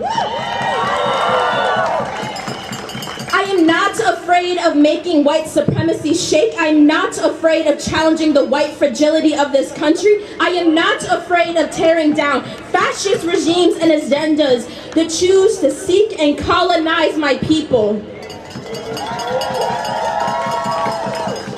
I am from Baltimore, so DC has always been in my backyard, and like so many of you, I now have the privilege of calling this place my home. And let it be known to the administration and to the rest of the world that hatred will not exist in our home. Your anti-constitutional antics will not exist in our home. The sanctioned kidnapping and abduction of my people will not exist in our home. The occupation and militarization will not exist in our home.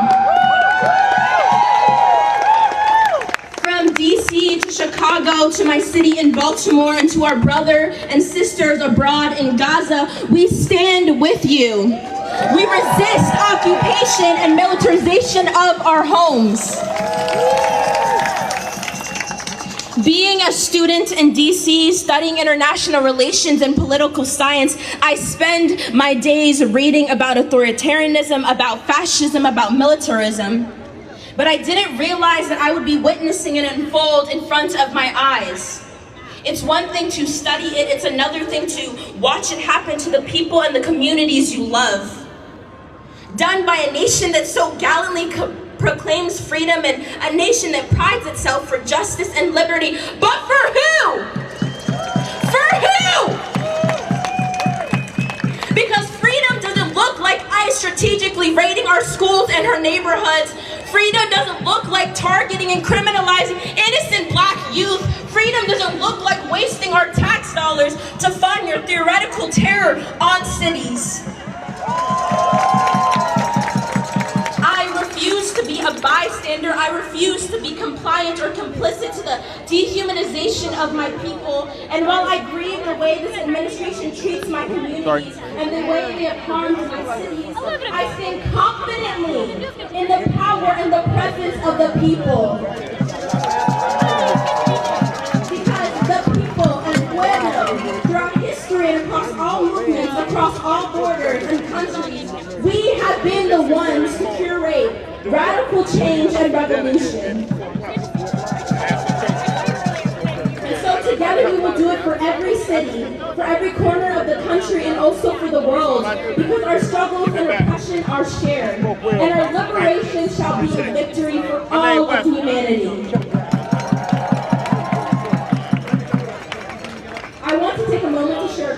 share with you all, just last Sunday, I went to Columbia Heights with my mom, and that neighborhood holds a special place in my heart. It's a community empowered by immigrants, homes filled with beautiful black and brown families and bodies. It's a place of life, of different languages, of prosperity and vibrancy. It's where I go to volunteer with my roommates. It's where some of the best hole-in-the-wall food spots are. And right off the metro, it's where street vendors sell chamoy, fruta, taquitos, papas con salsa, and other goods. On a regular day, you will see dozens of vendors lined up on the sidewalks close to that metro. Last weekend, there was only about two. I asked qué pasó, and a vendor responded saying they were either taken by ICE or too afraid to show up. Terrified to do their life's work that paid their rent, work that put food on their table, work that supported their families. So when ICE descended into our city, they didn't scatter the criminals, they scattered innocent, hard-working people. This military occupation was never about safety. It was never about reducing crime. They don't give a damn about black and brown bodies. It was never about making the city safe for us. Safe cities don't have tanks. Safe cities don't have armed military vigilance. Safe cities don't have convicted felons as leaders. True safety and protection of our cities is brought through the love, empathy, and the collective liberation of our people. So I'm here to tell the administration that we are DC. Say that with me. We are DC. We are not just a situation of complete lawlessness. We are not a capital of just crime and bloodshed. We are immigrants, the children of immigrants, street vendors, restaurant owners, small business owners, Uber drivers, teachers, caretakers, workers, the youth. We are DC. Nosotros somos DC. Not your troops, not your tanks, not your federal agents, not your military parades, not any of your damn presents. And so today we stand, DC, stand united with Baltimore, with Chicago, with Seattle, with Palestine, because we and our people are worth fighting for. Our cities are worth fighting for. Our communities are worth fighting for. Our collective liberation across all people and countries and borders is worth fighting for. So I leave you with one final message. Look around. Take a look to your left. Take a look to your right. This is your community. This people, this collective, this city, this beautiful, beautiful city is what we're fighting for. Hold on to that and never let go. Thank you, Free DC. Thank you.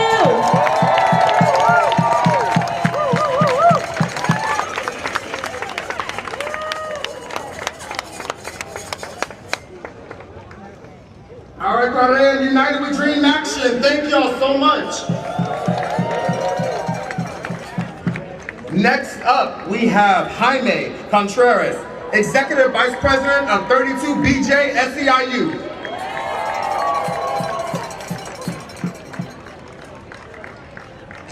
When I say, what do we want? You say, DC statehood. What do we want? DC statehood. What do we want? DC statehood. What do we want? DC statehood. And if we don't get it, and if we don't get it, and if we don't get it, you guys still got it after a long, long march.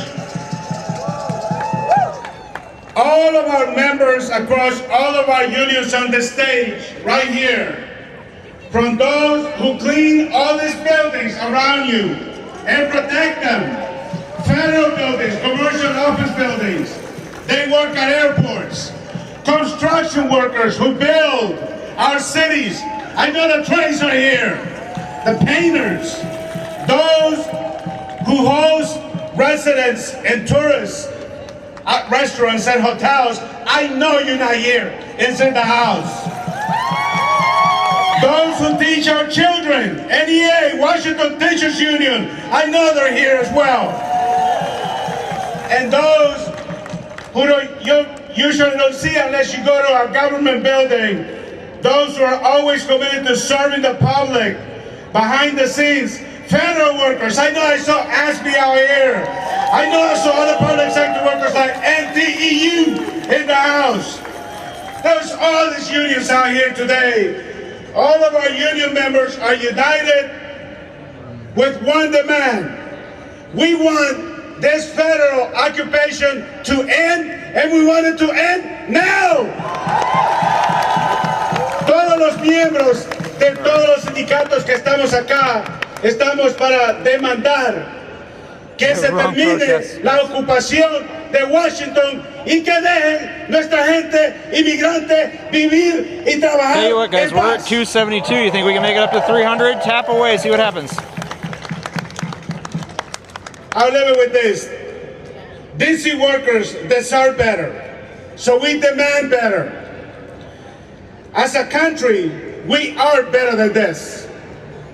To my fellow military men and women in uniform who are walking our streets, I'm going to say, I'm sorry that you're being put in this position. I know many of you are asking, what the hell am I doing on the streets of Washington, D.C.? We will not be silenced. We will not stop raising our voices until the District of Columbia residents reclaim their rightful autonomy.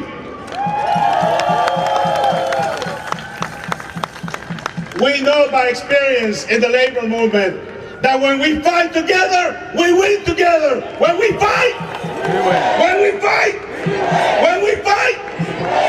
Lastly, I'm going to introduce a worker who's one of those impacted workers, many impacted workers, a member of Unite Here, a hotel and restaurant worker. Please welcome Leslie Ventura, who's going to say a few words. Leslie.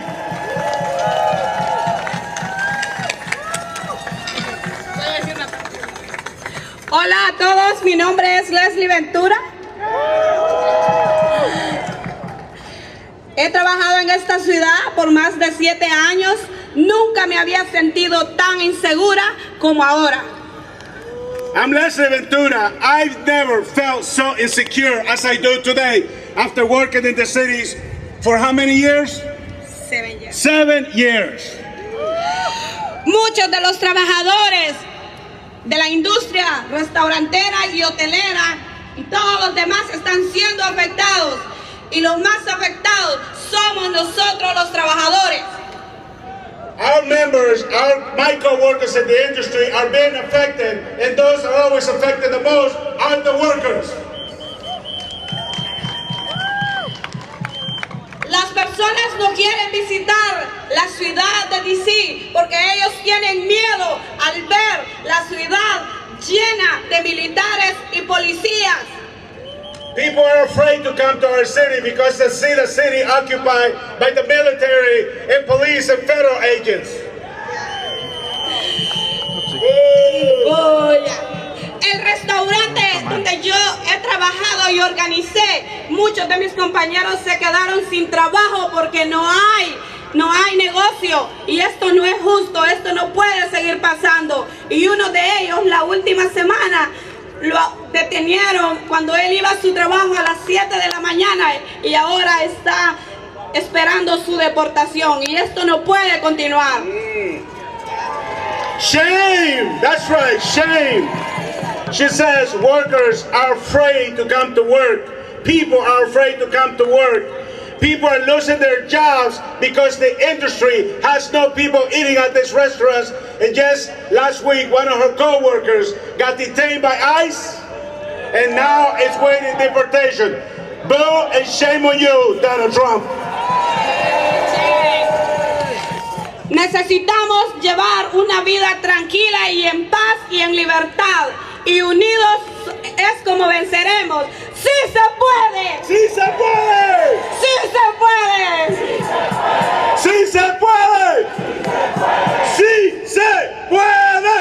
¡Sí se puede! ¡Sí se puede!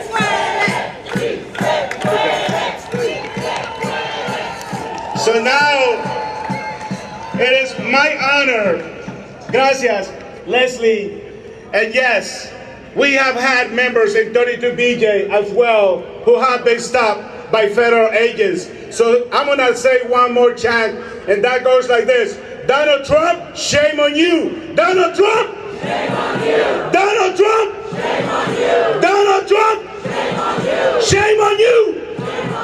Shame on you. Shame on you. So we demand that Congress, both Democrats and Republicans, grow some spine and reject any further erosion of democracy in D.C., just as they would do in their own districts. We demand Donald and the Trump administration removes the National Guard from our streets, not tomorrow, now. We are lucky in Washington to have some local elected leaders who get it, who support us, who are behind us, who defend us. So it is my honor to introduce to you Ward 4 Councilwoman Janice Lewis George to the stage. Let's give her a warm welcome.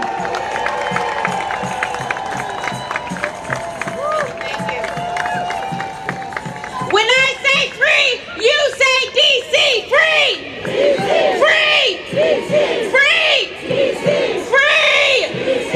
Yes, thank you all so much for being out here. We had over 10,000 people marching in solidarity. My name is Janice Lewis George. I am a third-generation Washingtonian, a proud daughter of the district, and a council member representing Ward 4. I want to speak today because I think there's some confusion in the country where we stand as a district and as district leaders. And so there's some things I want to make sure is clear to our elected leaders across this country. This city, our city, is beautiful.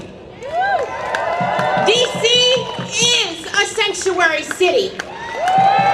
It is a city that embraces, not excludes. It is a home to Black families who have been here for generations. To immigrant families who came here seeking safety and opportunity. To federal workers, to service workers, to transit workers, to artists, to educators. People who have built their lives and their communities here. That's who we are. We are a city that believes deeply and unapologetically in a world where every person's needs are met and every person can thrive. We are a city that believes in fundamental rights enshrined in the Constitution, rights that are not conditional, not negotiable, and not reserved only for a few. That is the DC I come from. That is the DC I represent. Seriously. Well, what we have seen in these last 3 weeks have been more devastating. It has been chilling to the bone. We have watched this fascist regime, make no mistake about it, we have watched this fascist regime trample the constitutional rights that every person in this country should be able to count on. We have listened as they have tried to rewrite the story of our city and this country and Black history, but we will not let them erase the truth. And we need the rest of the country to understand, truly understand what is happening on our streets, what we are witnessing, the breakdown of the very legal and constitutional protections that are supposed to define this nation. This regime has tried to intimidate and terrorize us. I'm to gonna text break our you. spirit. They want us to believe we are powerless, that our rights be suspended at will, that due process, the First and Fourth Amendments, equal protection under the law can be ignored. And let's be clear, they chose DC for a reason. This city is home to more than 700,000 residents, Americans who live without full constitutional representation. And without statehood, we are vulnerable to federal overreach. We've been sounding the alarms. My ancestors have been sounding the alarms. People who are sitting right here have been sounding the alarms for decades. We need statehood to protect our rights and our people.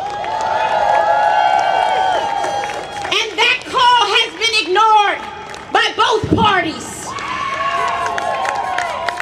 And now, it's not just DC residents who will pay the price. It's the country and the Constitution itself. And the price is steep. I've seen it with my own eyes. Tanks in front of Union Station, masked armed agents, unidentifiable, roaming our neighborhoods. No badges, no names, no constitutionality, no accountability. Every single day, our communities are being terrorized by federal forces on our streets in direct violation of the Constitution. And every day, my neighbors in Ward 4 are watching their rights shredded before their eyes. We've seen parents ripped from their child's arms on their ways to school, without a warrant, without probable cause. Which party is the party of families? Because I don't see anybody sticking up and standing for our families who are being destroyed. Food delivery workers pulled from his car by masked men. No explanation, no legal authority. Working. What's this American dream you keep talking about, but not allowing people to have as they work to provide for their families? Child care providers, our most vulnerable, taking care of our children. Every single one of our children in this country who need our child care workers to survive and thrive. Being snatched, being taken, being approached while caring for our babies. That is what is happening on our streets in this country. Landscapers working, taken from jobs, no charges, no access to counsel. Federal officers targeting our beautiful black youth here in the District of Columbia. Violating their rights to safety, to movement, to simply exist in public space. That's what's happening to our black youth here in the District of Columbia. People, our people, being taken without cause, without legal justification, without explanation, snatched off the streets and disappeared. These are not isolated incidents, I want to be clear. They are systemic, intentional, unconstitutional, and cruelty is the point. Thank you. American citizens being detained without cause. Permanent residents showing their valid documents and still being taken. Peaceful workers and parents and young people, people simply trying to live their lives, are being stripped of their constitutional rights. That is not what DC stands for. This is not what DC wants. This is not what DC welcomes. This is not what DC appreciates. This is not who DC is as a city, and this is not what we are going to stand for.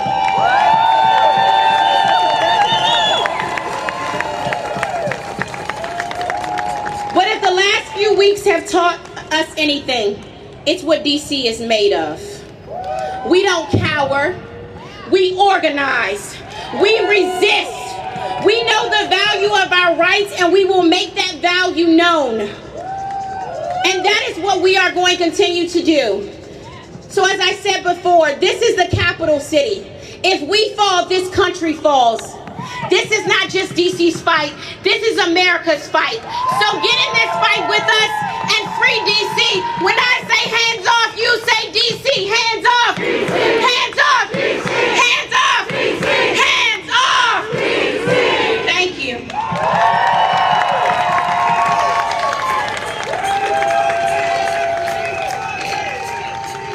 Let's get that going. Janice for mayor! Janice for mayor!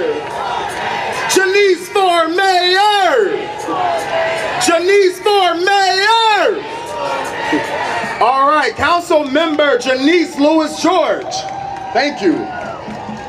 Next up, I am proud to introduce Amy Fisher and Cookie with DC Migrant Solidarity Mutual Aid.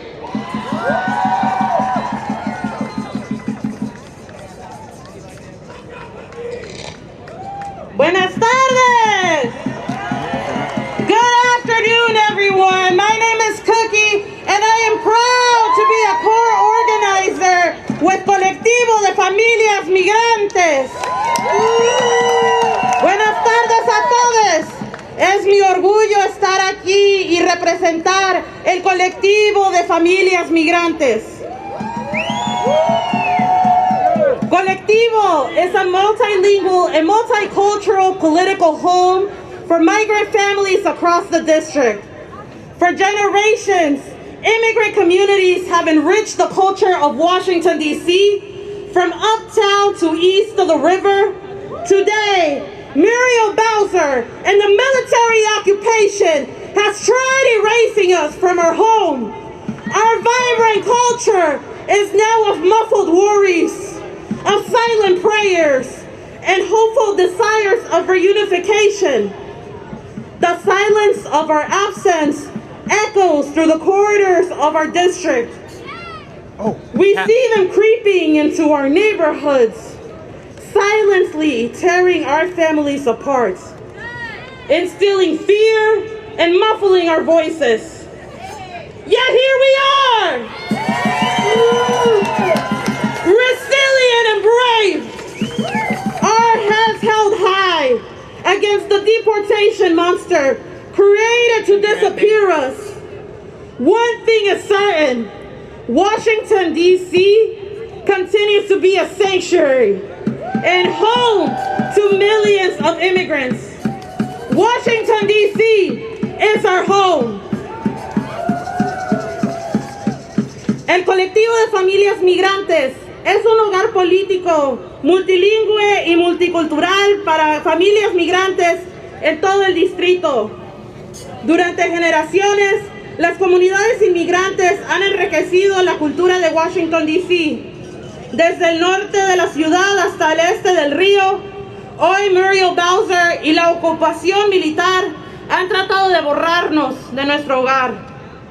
Nuestra vibrante cultura ahora está llena de preocupaciones silenciosas, oraciones calladas y deseos esperanzados de reunificación.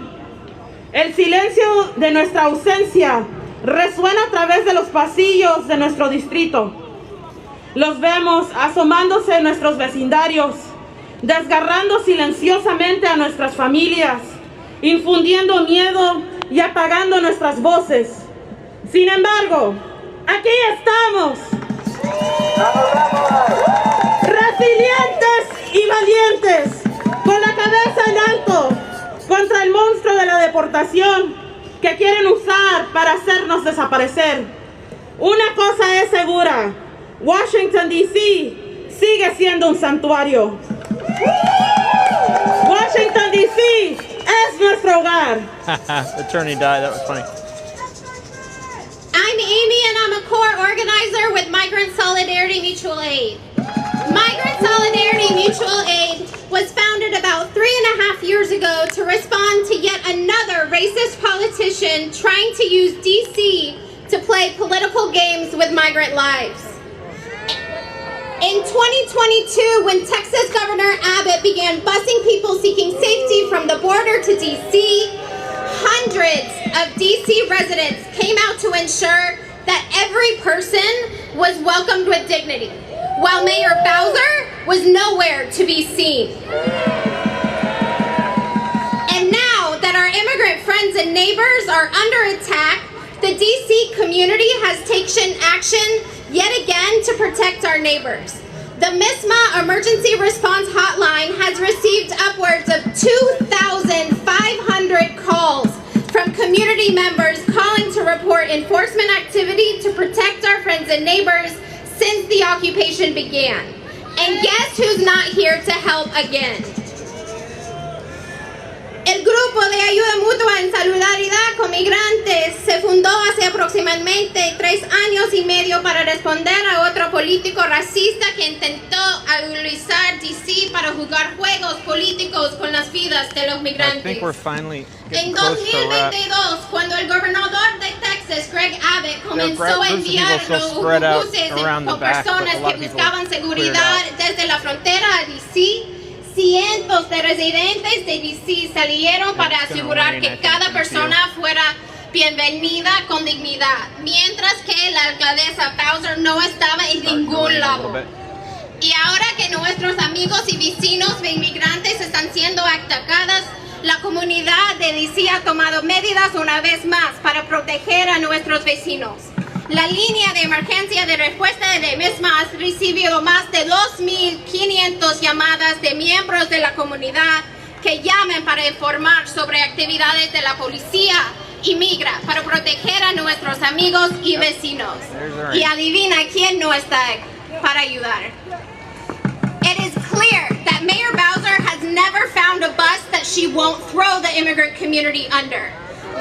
Whether it was denying shelter to immigrant families and forcing them to sleep on the streets during hypothermia season, to reverse DC sanctuary laws, and now supporting the mass arrests and disappearances of immigrants from our communities. Está claro que la alcaldesa Bowser nunca ha encontrado un autobús bajo el que no arrojar la comunidad migrante, ya sea negando refugio a las familias migrantes y obligándolas a dormir en la calle durante la temporada de hipotermia, tratando de revertir las leyes de santuario de DC y ahora apoyando los arrestos masivos y desapariciones. That's going to be a wrap because we got looks like a bit of a rain situation coming. Too many of our family members have disappeared. Yeah. Morphed into a hopeful So I gotta find my way to a metro stop. Too many of us are afraid to leave our homes. Thank you all for watching. I will have this on YouTube later. And thank you guys very much. We'll be back a little later. Thanks, guys. We want help.